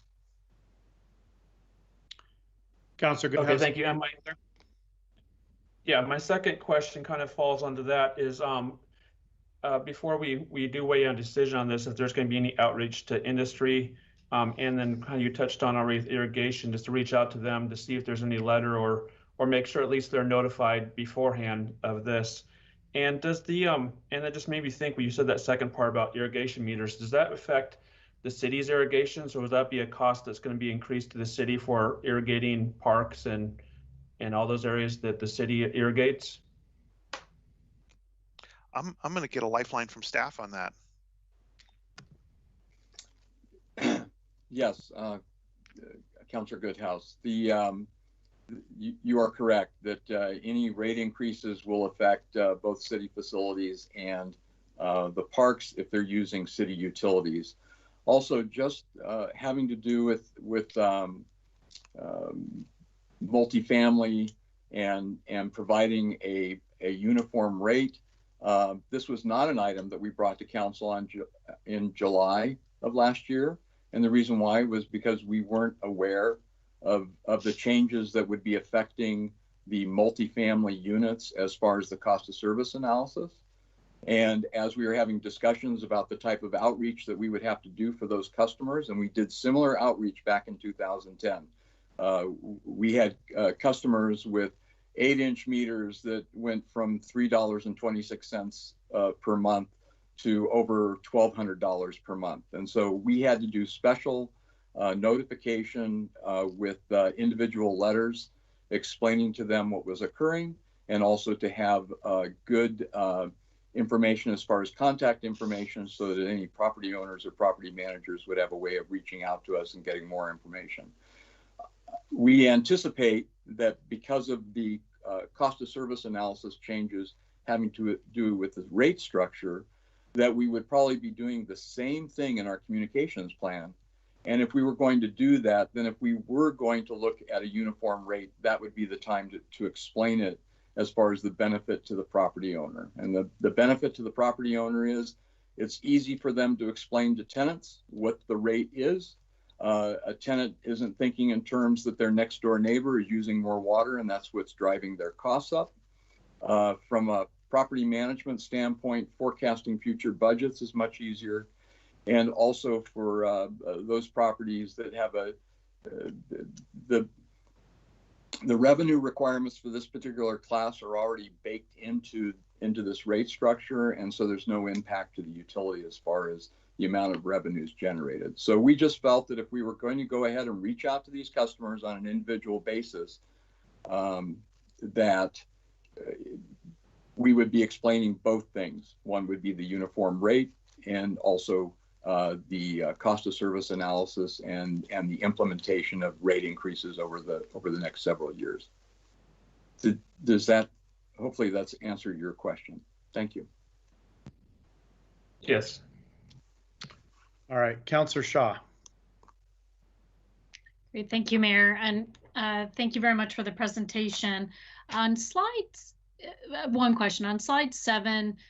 You had mentioned the residential 1-inch for fire suppression, and you have examples, townhomes. I'm assuming that also includes some homes. And if that is indeed the case, I understand from building codes that the requirement was for 1-inch if you were at a 12% gradient or grade from a fire department. In other words, it'd take longer for a fire department to get up to a hill in order to put the fire out. And so you needed potentially more water, hence the 1-inch line, to dampen any potential fire. But I'm assuming that also includes homes in the 185 accounts, not just townhomes. So the 185 accounts are those 1-inch meters that have been identified as needing the 1-inch for fire suppression. Does staff have any more detail on who is in that group? So this group is primarily, maybe exclusively, within the River Terrace area, and these are townhomes that have separate fire suppression systems. Back when the development was occurring, staff had made a recommendation to the developer that perhaps a separate fire line for the 5-unit clusters might be a better way of providing fire protection to those customers, but the developer decided that they would go ahead and put in separate fire suppression. It was not a requirement of TBF&R.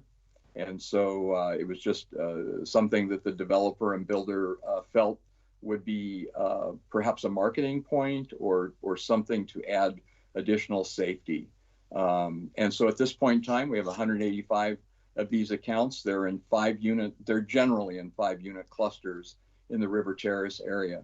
For those customers that have 1-inch fire suppression with 3,600 square foot properties, as far as footage, that is a TVFR requirement. And also, as you pointed out, for those customers that are either on steep hillsides or in areas that the fire equipment is impacted as far as arrival or being able to do a turnaround. So for those customers, we found that their fixture counts are very close to the 1-inch, and that the fire suppression, they don't need to have additional, they just need to have enough oomph in their fire suppression system in order to meet the fire suppression. And so for those customers, there would be no change from their 1-inch meter size and their cost of service being charged a 1-inch meter. Great, thank you. So I just wanted to show that there was a distinction between those two, and that highlights it. Thank you. All right, Youth Councilor Calderon, did you have anything before we get into the 1-inch residential discussion? No, I do not. Council President Lube. No, I was part of the water board recommendations. Yes. Okay, so I'm gonna ask if staff could put the slide back up that shows the cumulative distribution of billed use by meter slide. And I'm going to ask people if the council and staff would join me briefly on a little bit of a statistical and mathematical exercise, because I find that this slide is very telling. And I also want to, at the outset, say that I actually think that the premise or the question being asked about whether should all residential meters pay the same is actually the wrong question, and certainly not the question I've been asking and that I think our residents with 1-inch meters have been asking.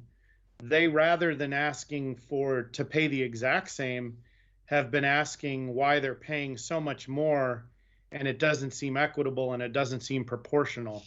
And so I just want to state that as I think that's a false premise to begin with, and I don't think certainly direction I've given at prior council meetings was not consistent with that. So looking at this graph, I want to use it to illustrate a couple of points. So the first thing I want to illustrate is if you look at the 3/4 and 5/8 inch meter graph here, and you look at the 90th percentile, which means that 10, there you go, thank you for pointing that out, right at that point, that means there are 10% of customers with 5/8 and 3/4 inch meters who are using more than 16 CCF a month.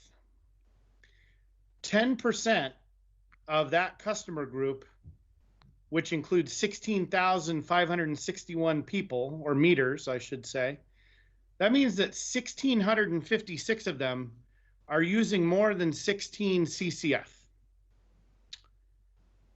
And that, again, 1,656 of them. If you go and compare to the number of 1-inch meter customers who are using 16 CCF, it's around 18%. So it is more on a percentage basis, but that only represents 284 customers. And the reason that I bring this up is that the entire premise that we've been given over time for needing to charge 1-inch meter customers so much more is because they require, because of their demand and usage, they require so much more of our system. And that has caused us to build our system out more than need be, or more than 5/8 and 3/4 inch meter customers would. Yet when I do the math here and I look at what 1,656 customers that are with 5/8 and 3/4 inch meters are using 16 CCF or more, that's 26,496 CCF. And yet the 284 customers with 1-inch meters are generating 6 times less than that and only 4,536 CCF. And so when I look at this and I think about equity, I think it makes sense that people with 1-inch meters pay somewhat more. And, you know, if you look at almost half of the customers, and Doug, you made this point earlier, I think, you look at half the customers with 1-inch meters, they're using 1 CCF more. That means half the customers are paying double a base charge right now, or more than double a base charge for the 5/8 inch meters and using almost no more of the system. That to me is like the definition of not being equitable. Now, it is true that at 80%, they are using, you know, 4 or 5, depending on exactly where on the graph, maybe 5 or 6 CCF more at that inflection point. But that certainly on a basis of 16 doesn't warrant more than double the charge. It just doesn't make any sense. And I guess I need to understand from the arguments that staff have made and presented to us about the 1-inch customer and building the system out, and yet we've got, you know, 6 times as many customers with 3/4 and 5/8 inch meters that are using more water. I just have to understand how this rationale is actually justified, because it doesn't make, I just have to be honest, it doesn't make any sense to me. And I'll also broadcast this too. I'm not going to support a plan that has one, given this analysis that I've just presented, I'm not going to support a plan that has 1-inch meters paying more than double what 5/8 and 3/4 inch meters are. So staff, can you respond to what I've just described? Because it seems to me like something is profoundly wrong with the way that this has been presented and characterized to us over the last entire time I've been on the city council.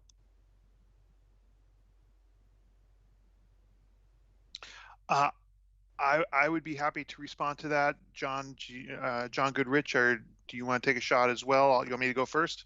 No, I'll let you go first, Doug. Okay. So Mayor, your points are well taken. So let me try to present how a reasonable process might result in what you have here currently. In the rate design process, it is kind of a top-down decision. If we were starting from scratch, we might begin with the question, how much money should we raise from fixed charges, and how much should we raise from volumetric charges? And we could make a decision that you want a certain percent, depending upon the fixed charges that you have, the kind of debt service you have, various considerations like that. You may come up with a mix, a desired overall target mix of this percent fixed and this percent volumetric. Once you make a decision about how much money you want to raise from fixed charges, the next step is, okay, how do you decide how is that going to get paid? And the decision that was made in Tigard, and it's an approach that we certainly support, is based upon the flow capacity of meters. So given that the charge is fixed, what is the fairest way to allocate a fixed charge? Well, not based upon water use, because they're going to pay a volumetric charge that pays for their water use. So that's already covered. But the meters they differ from each other in the amount of flow that they can provide to the development. And I say development because, remember, this is a decision we're making for all customer classes, not just residential. So the meter charge transcends residential under the current structure. So this applies to all customer classes. So I'm going to pause here and I'm going to see if any of this is getting any traction. Well, I guess if we're going to go there, I'll ask you some other questions, I guess more math and engineering questions so I can understand what you just said now better. Uh-oh. What is the maximum flow if you had it wide open and it encountered no resistance for a month straight? How much water could flow through a 5/8 inch meter? Oh, you know, I could almost answer that question if you gave it to me in gallons per minute, because gallons per minute is what results in the flow factors. And right now, I'm sure I have a colleague who's looking that up right now. But yeah, gallons per minute's fine. Okay. Any metric would be fine. I just want to understand. I mean, I know there's not a linear relationship between the width of a meter. I mean, I know the Fick principle, right? So that there's not a linear relationship there. But I want to figure out, you know, if what you're saying is accurate. I want to understand what in gallons per minute what the theoretical max is of each of these meters. Then it is quadratic because pi r squared. And John or Zach, do I have you looking up the? Yeah, Doug, I don't know that the actual gallons per minute matters. What matters, at least to us, is that a 1 inch meter has 2.5 times the flow capacity of a 5/8 by 3/4 inch meter. Even though nobody's using it that way. That's right. That's the potential demand is 2.5 times that of a 5/8 by 3/4 inch meter. Okay, and that's neither one of them encountering any resistance. The flow of water. Okay. I don't know. That is correct. Currently for AWWA, that's what they're doing. And what's the difference? What's the difference between a 3/4 and a 5/8 inch meter in flow capacity? 1.5 times. And then 5/8 is the one. Right. In this, the way you're That's right. This, right? Okay. So everything's in relation to a 5/8 inch meter. Right. Okay. That's correct. Can I ask a question while you're just talking about flow? So that's is that because I have a pretty good sized lot and I have a 5/8, and I notice when the sprinklers are going, that if I turn the internal water on inside, there's no water pressure. Is that something for the houses that have the 1 inch? If they had sprinklers going or outside water and turning on side, they'd have still strong flow? They would certainly have more flow available to them. You might That's also want to consider an irrigation meter. All right, so I'm going to just, I guess, Mr. Goodrich, were you going to respond further to my questions? Sorry. Yes, I was, sir. Okay, go for it. So I have a slide, and I have 2 slides, actually, and I can try to share those right now. Let's see if I'm capable of doing that. I've stopped my share. Okay. This is where it gets tricky for me. Okay, let's see if I can do this. Open share tray. And there it is.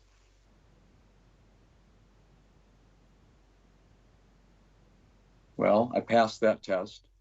Yay.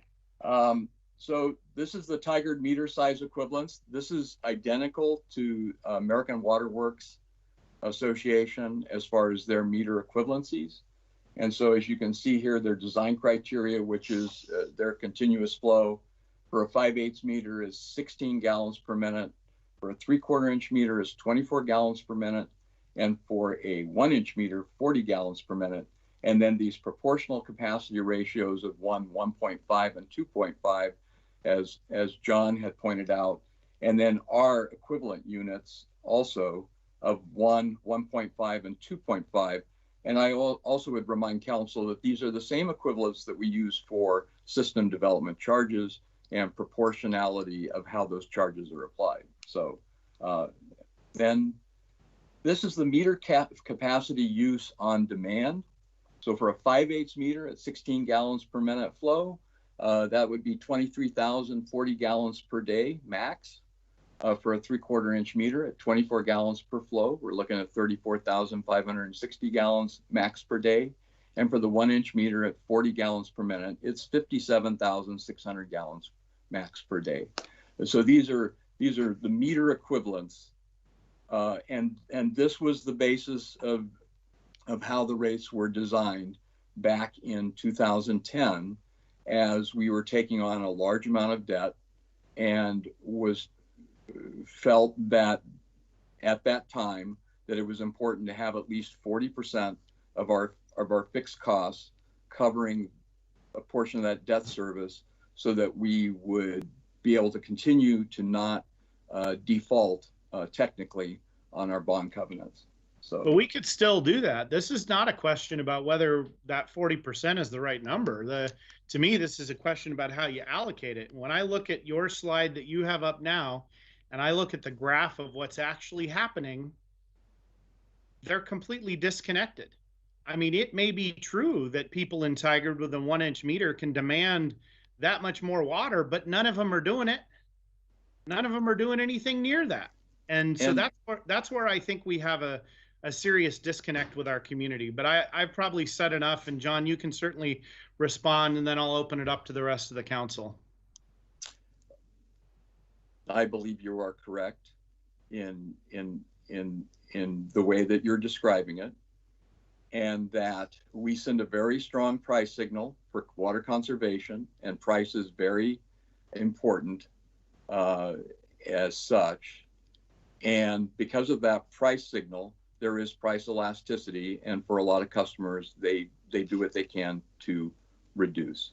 The fixed charge is the basis for debt service and paying back debt service.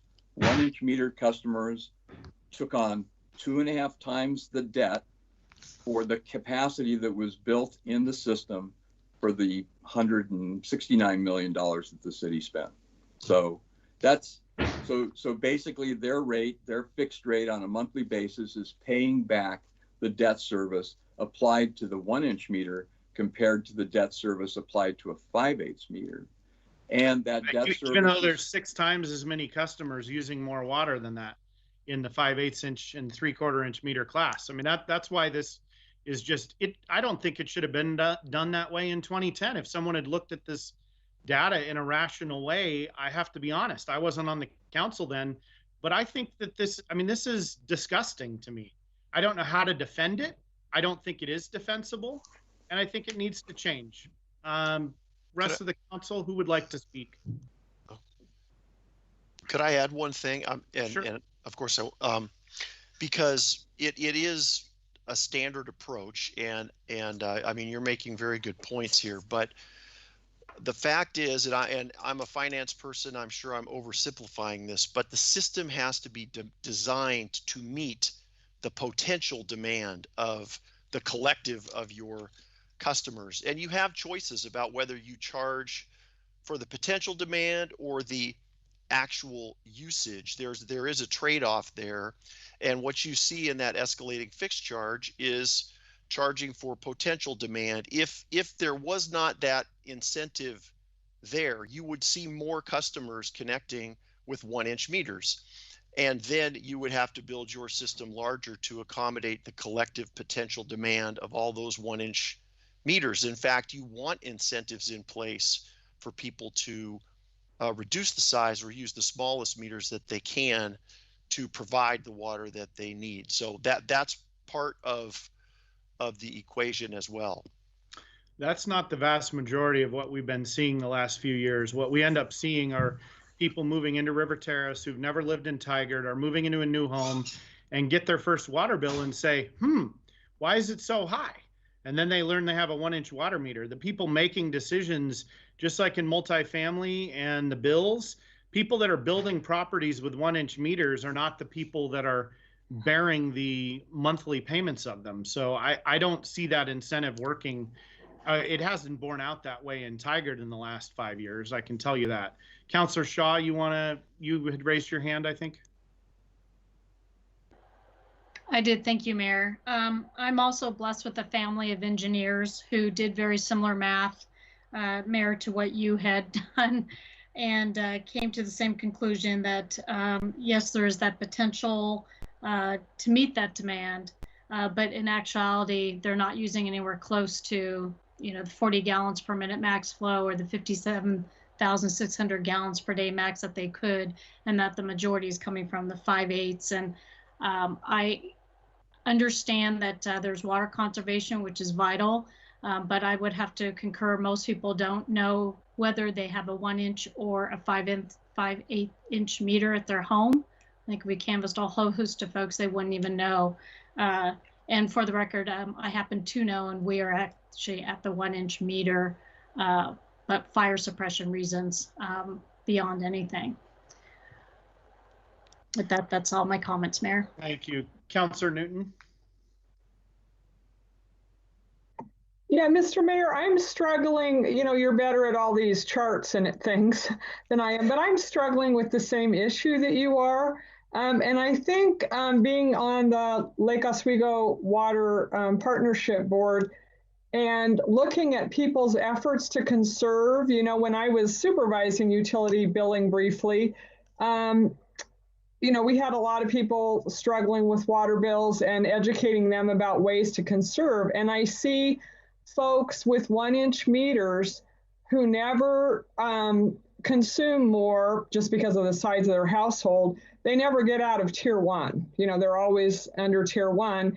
And I understand the rationale on the meter capacity system, but I don't see a recognition in how we're pricing to acknowledge people not using as much water.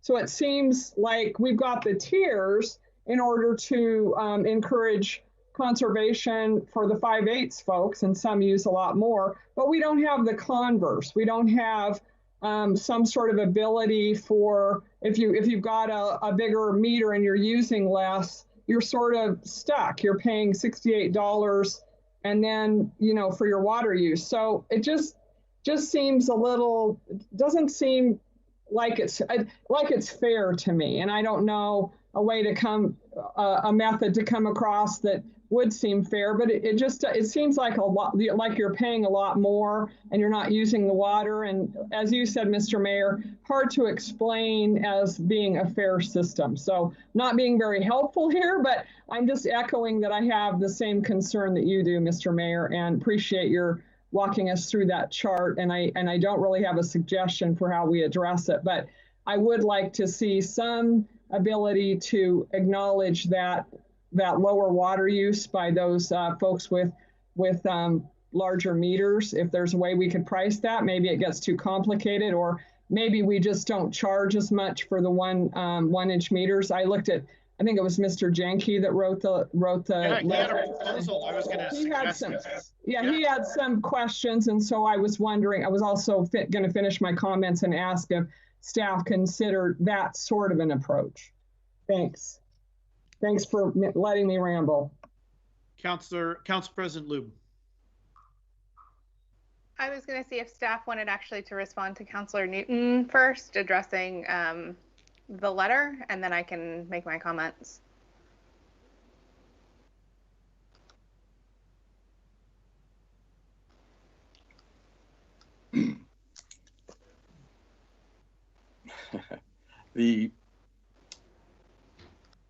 As a mid-level manager, my responsibility is to follow policy of the city. And that's what we've been doing since 2010. The city council adopted the rate structure after a cost of service analysis. The information that the council had used back in 2010 was consumption information prior to any type of major rate increase. Over the last 10 years, we've used this system. The number of complaints that we've had, while we have a few customers that have been very vocal about it, for the most part, at the staff level, we aren't communicating a lot with 1 inch customers about their pricing. However, that doesn't mean that their concerns aren't valid as far as staff addressing those. If the council makes any changes to the structure, what they're basically doing is taking a special class of customer and making a change. And then whatever the revenue requirements, that the revenues that would have been brought in by that customer, if we're going to continue to fund our capital improvement projects, continue to fund our repair and replacement program with Lake Oswego Tigard water treatment plant and the partnership, those revenues will have to come from somewhere else. They could be shifted to the consumption rate, and all of us as customers, we always only want to pay for what we use, and I get that.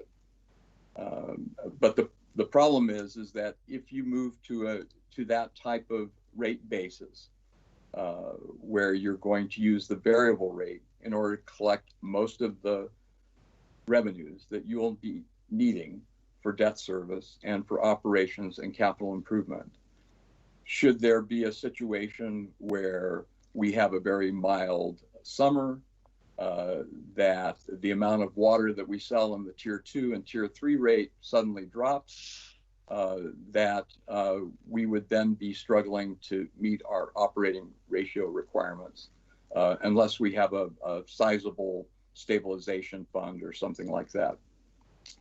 It also means that we have all the other customer classes that are on a fixed proportional based rate, except for 1-inch residential customers and our 5/8 and 3/4 residential customers. So we'd be shifting from a proportional capacity of meter equivalents. We would be shifting all of that to some other type of fixed charge algorithm, and that would only be for the residential class, and that would be fine. Would that include so for residential customers, would that include multifamily? Because multifamily are residential customers. They're just in a different type of governance as far as tenant and property owner relationship, etc. How does that affect our commercial customers, our industrial customers, and our irrigation customers? Do they continue to be charged at the proportional fee?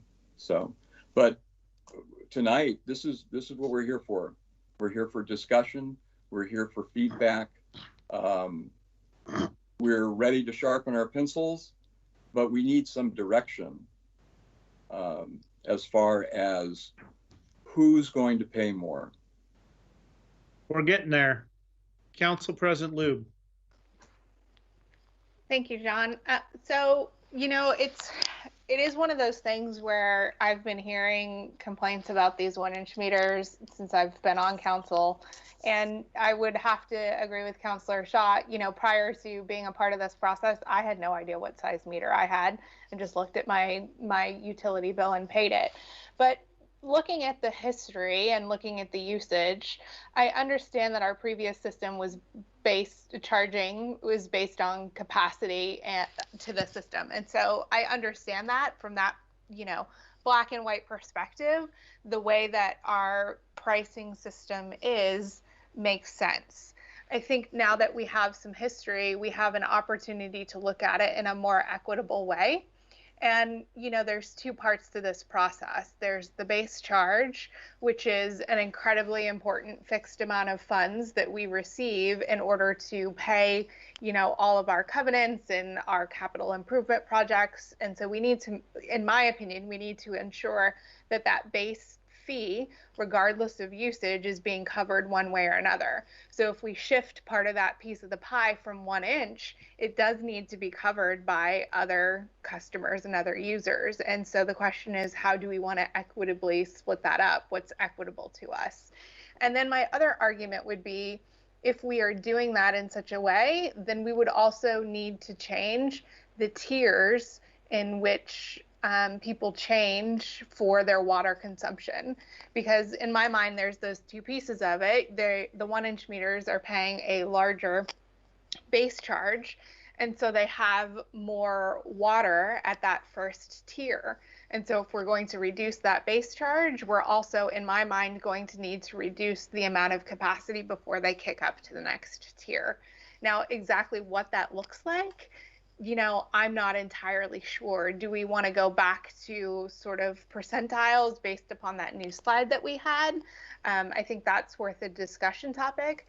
And I certainly think there should be different charges, but I think the different charges right now are a bit too extreme based on the history of usage. Thank you, Council President Lube. And I agree with most or all of the points you just made about the things that we need to change. And when I look at who should be paying for more of the capacity coming out of the 1-inch, you know, just 1-inch meter land, if we're talking about base charge, it's the people with 3/4 inch and 5/8 inch meters who are using 28, you know, between 16 and 28 CCF a month. I mean, that's kind of outrageous in my mind, and from a water consumption perspective, and that group should bear the brunt of that. You know, they're using a lot of water. Okay, Youth Councilor Calderon, you've not gotten to speak on this. Do you have some thoughts? Yeah, I've just been have all cylinders firing just to try and keep up with this conversation, but I agree with what's been said before. We need to seriously relook on how we are charging, because right now it's not equitable. As Council President Lube just said, the difference is good, but the difference right now is too drastic. And I agree with what the mayor said. I agree with basically what most other councilors said, with how we need to look more at not just like the potential, but who's actually using the most water, because the 1-inch customers have the capacity to use more, but there's just less of them. So the people who are using more water should be paying more, which makes sense to me from an equity standpoint. I don't know the answers to these solutions, but I agree that we need to review our charging process and make sure that it's better for all customers and it's more equitable for these 1-inch water line. And I would agree with what the mayor just said earlier about how important point that he made is that the people who are making houses with the 1-inch are not the ones paying it, because I know if I were to buy a house, the last thing I would look at is the size of the water meter thing. So I think that that is also a very important point to think about when we are adjusting these charges. Councilor Goodhouse, you've been quiet too.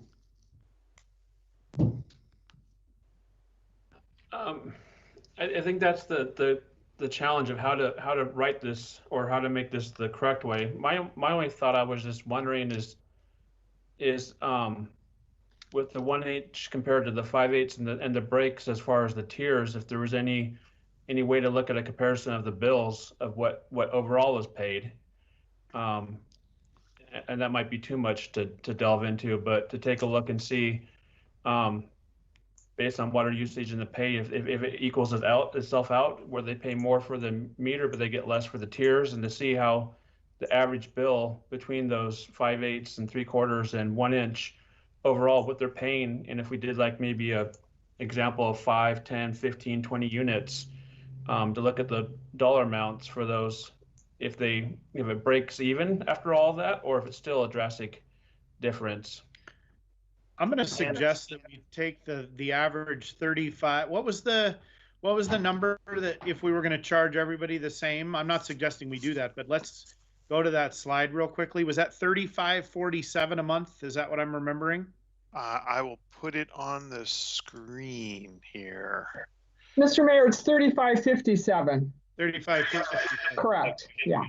So if we were to take that, I guess my question to staff would be, you know, take that and inflate it a bit for 1-inch meters, and deflate it a bit for 5/8 inch meters, though the consumption for 5/8 and 3/4 is the same. So maybe that, to the point the staff have made, those should stay, at the same rate. So combine those two groups together, and then figure out what the 1-inch meter should be paying proportionally more, and then take the rest of whatever needs to be collected and put it a tier for people that use obscene amounts of water. I mean, that's conceptually, that's what I'm thinking. What does the rest of the council think about that? Actually, before we do that, staff, do you understand the proposal? Could you repeat the proposal again? Yep. So 5/8 and 3/4 meters, their rate would remain at the 35.57, I guess, probably. Maybe there'd be a small adjustment higher. The 1-inch meters would, oh no, actually they wouldn't go, well, I don't know. Let me try to get through this with the math here. So the main thing would be that 1-inch meters, we would take a proportional amount. And if you listen to Councillor Janke from Durham in his letter, I think he did the math and figured out it was around 39% more. So you take whatever 35.57 is and add 39% to it. I'll do that math real quickly. 35.57 times 1.39. So that'd put the 1-inch meters around 49.44 a month. So put 1-inch meters at 49.44, leave 5/8 and 3/4 meters at 35.57, and then go figure out what deficit that creates and make a new tier for people that use an obscene amount of water, regardless of what kind of meter they have, and charge the rest of that to them. That's my proposal. Does that make sense, Councillor Goodhouse? Yes, except for the one example that Goodrich had mentioned, was that if we had a low, a cool summer or something like that, people that use it, then we may not make that up by consumption. And it sounds like more of it needs to be made off of the meter charge. That's fine.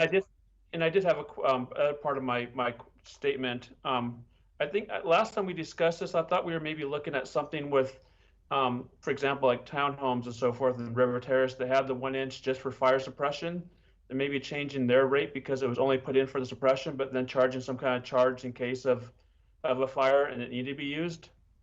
Well, that's already been, I mean, there's a recommendation that the staff made, the WAB agreed to, and I think all the council acknowledged earlier that they were accepting of. Are you wanting to revisit that? No, I guess I wonder how that factors into if that takes care of some of this 1-inch meter part. Well, it's 185 customers, so that's going to be a rounding error, I'm pretty sure, in the math. Okay. Council President Lube?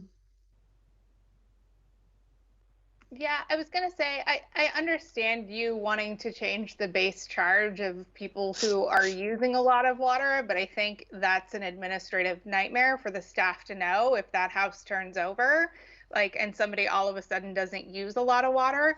I think our opportunity here is the base charge needs to be flat based on the meter size. And then if you want to quote unquote punish someone for their water use, then I think the tiers need to be more impactful and there needs to be a more significant ladder based on water usage. Councillor Lube, I was not, maybe I wasn't clear, but I was not suggesting differing base charges that way. I was suggesting that become variable and in the tier system. So up for the sort of the difference there. Sorry, go ahead, Council President Lube. Yeah, I've been playing with a little bit of math on the side, and we could do something like first tier of meters at $33, and then if you do the second tier at 1 1/4 times the base, that puts it at $41.25, and then the 1-inch meters would be 1.5 times, and that would be $49.50, and that gets you roughly the same amount of total income. Okay. So something like that. So I was thinking, it could be 25% more and then 50% more based on the meter size. Then it would be less significant. That's a good proposal to work from. Mr. LaFrance, our wise finance director. Thank you, Mr. Mayor. Good evening, Mayor and Council. Toby LaFrance, Finance and Information Services Director. If I may make a suggestion, instead of having Council trying to do the math here during the hearing, we have the city has hired FCS Group where this is their job, this is their expertise. They're very smart, very good at doing this work, and that possibly what we can do is discuss concepts so that we can come to Council. We're already scheduled to come to Council, I believe April 6th, and we can come to Council with the results of some concepts and potentially 2 general concepts I believe I've heard Council talking about. One would be something similar to, well, one would be a flat base fee. Another one would be based upon the usage differences, not the meter side, not the potential flow, but the actual flow we've been able to measure, which is that's the roughly 40% difference between a 5/8 inch and a 1 inch. Which would be similar to what Mr. Jenke was proposing in his letter, and that we also show by lowering those thresholds, the 2.5 times versus the 1 times, we'd also be lowering our tiers. And so the fact that we're lowering those tiers will also generate some more revenue, potentially help offset some of the losses we have from a smaller base fee. So my suggestion would be that we let our experts do that math for the city and come back with a couple of proposals, a couple of scenarios. And if we can maybe get the concepts that Council would like to have represented in those scenarios, that would be very helpful for your teammates this evening. Well, what I've heard, Toby, and I'm going to summarize it, is I've heard that we want something that's equitable to some extent, based on and really anchored to real life water usage. That's what equitable would mean in this situation, not theoretical maximums that nobody's using. So I think that's the overarching principle. And that we do want a fixed base fee that is approximately 40% of the, like, that concept makes sense. And I don't think people object to that. Council President Lube, were you wanting to respond to Toby? I saw your hand up, but now it's down. Maybe I missed that. No, I just forgot to take it down. Okay. Councilor Goodhouse. We might have done this in the past, but do we have the comparison, for example, what Lake Oswego did when what they're charging for a 1 inch and 5/8 and 3/4, or as the mayor mentioned, when people move to the city, they're used to, other rates. What are the surrounding areas, or what is Beaverton and Hillsborough going to do to pay for their new system for the Willamette intake or Willamette River? Are you asking what? Like how much of it do they put in the base versus variable consumption, or what, like just conceptually? Because their money is going to be totally, the cost of their system is different. Yeah, but just conceptually how they do it and how they deal with these. I mean, if we're looking at the region, what does everyone else do as far as built in for the 5/8, 3/4, 1? What do they do for a formula or calculation for the base rate and the tiers? What worries me about asking that question is getting something like we got in 2010, and here we are. Councilor Newton. Yeah, Mr. Mayor, thank you very much. I support what we're trying to do in terms of having the fixed costs identified, paid for through the meters. But I think I like the direction we're going in terms of, I agree that it's appropriate for the 1 inch to pay more. I just was really concerned about the disparity I saw. It just didn't seem fair. So a more stepped approach. I'm not thinking we need to just favor the 1 inch customer, but it just felt a little unfair to me. So I support an approach where we, Councilor President Lube mentioned some numbers. You mentioned some numbers. Director LaFrance is asking for ideas on concept. So I would support that concept. And my concern is it needs to be reflective of, as you mentioned, Mr. Mayor, of the use we're seeing on that chart number 11. So I think we ought to recognize there isn't a big disparity in use between the classes necessarily, between the meter classes, and also our customers are not using that full potential. So the fixed charges related to meters that reflect the reality that we're dealing with, I think that's what I would support in concept. So thanks. Toby, what other concepts do you feel like, do you have some questions you feel like you need to ask the council? Oh, you put your hand up right as I speak to you.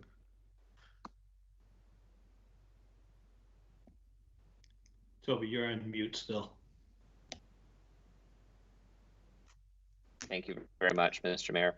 What I heard in the last section was that it would be equitable and anchored to real life water usage, that we would look at concepts with a fixed fee where 5/8 represented 1 and a 1-inch meter would represent roughly 1.4 times. There's a third concept that Councilor President Lube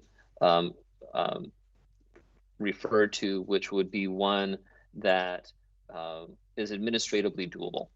So one of the other things I would like the time to do is to make sure that any alternative we come to you is one that our systems can support, and that we have, and so that we can actually do billing in the manner that's being suggested. We share that desire. Pardon? We share that desire, Toby. We want you to be able to administer whatever we decide. Thank you. Do you feel like you need more direction at this point? I feel like you've provided very clear direction this evening. All right, council, anything further?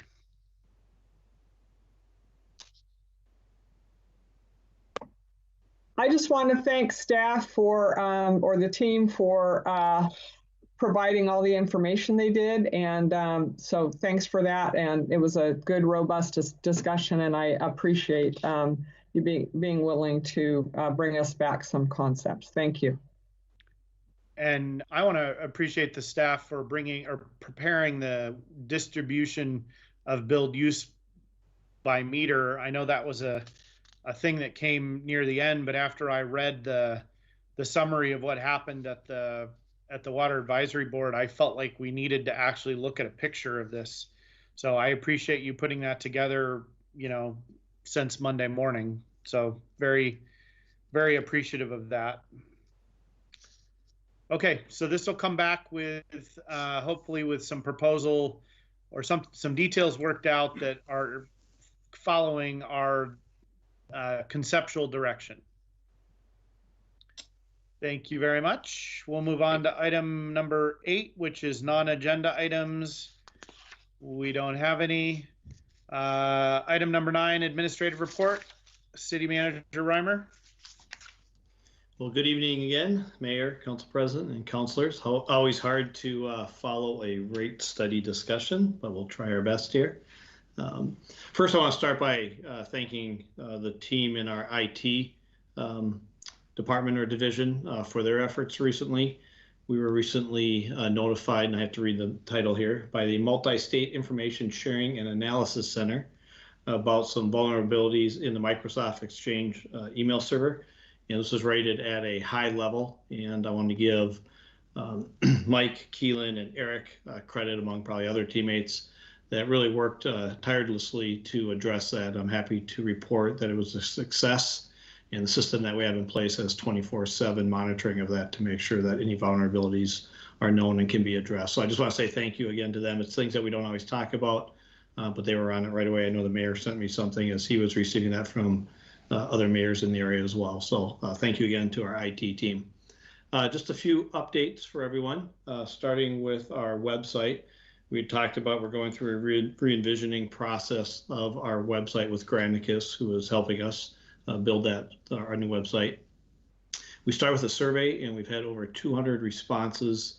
And one thing that we've really learned, or a couple things, is that access and ease of navigation ability is what people want. And so one of the things that we've talked about is no longer looking at our website by departments, but by what our community needs and our community wants. And so we'll be going through that process to design it and really try to live our value of providing that exemplary service to ourselves as well as to our community. And so more to come on that, but just kind of those frequent updates on our website redesign. As many of you know, the state of the city is only 3 short weeks away, and so we continue to promote that. And so thanks for everyone's efforts and continued efforts on that. Mayor and all of you councilors who've made the request for all of you to record something as well. So we do appreciate you doing that, and we will do our best to continue to inform and make the community aware of that exciting event on April 7th.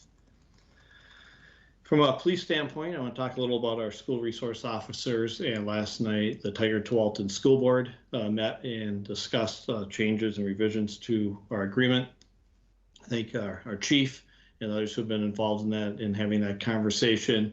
And we are planning to bring forward, the board will be talking about it, I believe, at their April 12th meeting as we refine the agreement. And then we'll also be bringing it to the Public Safety Advisory Board at a future date prior to coming to the City Council for agreement on that SRO contract. Our library continues to lead by example and make sure that we're a very accessible and equitable community, as you've heard in our previous reports. And now that we're fine-free, which is a significant step that we took and the libraries in our area took, as well as nationally. Just a few stats for you, what's happened since we've gone fine-free about a month ago. The percentage of overdue items decreased from 13.7% to 11.2% already. And the percentage of patrons with overdue items decreased from 26.7% to 22.7%. And so we're already seeing the benefits of this. And we're tracking very much like stats are nationwide in this area for libraries that are going fine-free. And as I said, this is becoming more of the norm across the country as the libraries are trying to lead the way in their communities of making sure that there's access and equity. And just a couple other quick things. We too in the city management team are trying to lead by example, and we're going through a process of reviewing our recruitment processes for boards and commissions.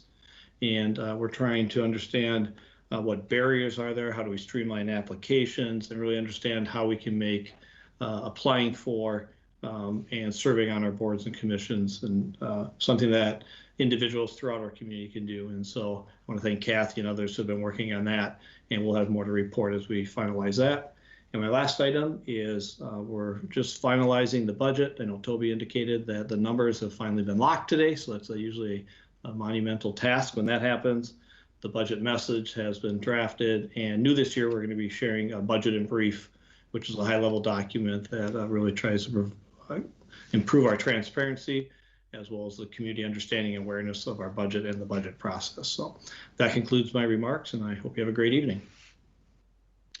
Thank you, City Manager Reimer. We have no executive sessions scheduled. I will entertain a motion for adjournment. I'll move to adjourn. A second. Okay, it's been moved and seconded. City Recorder, please conduct a roll call vote. Councilor Newton. Yes. Council President Lube. Yes.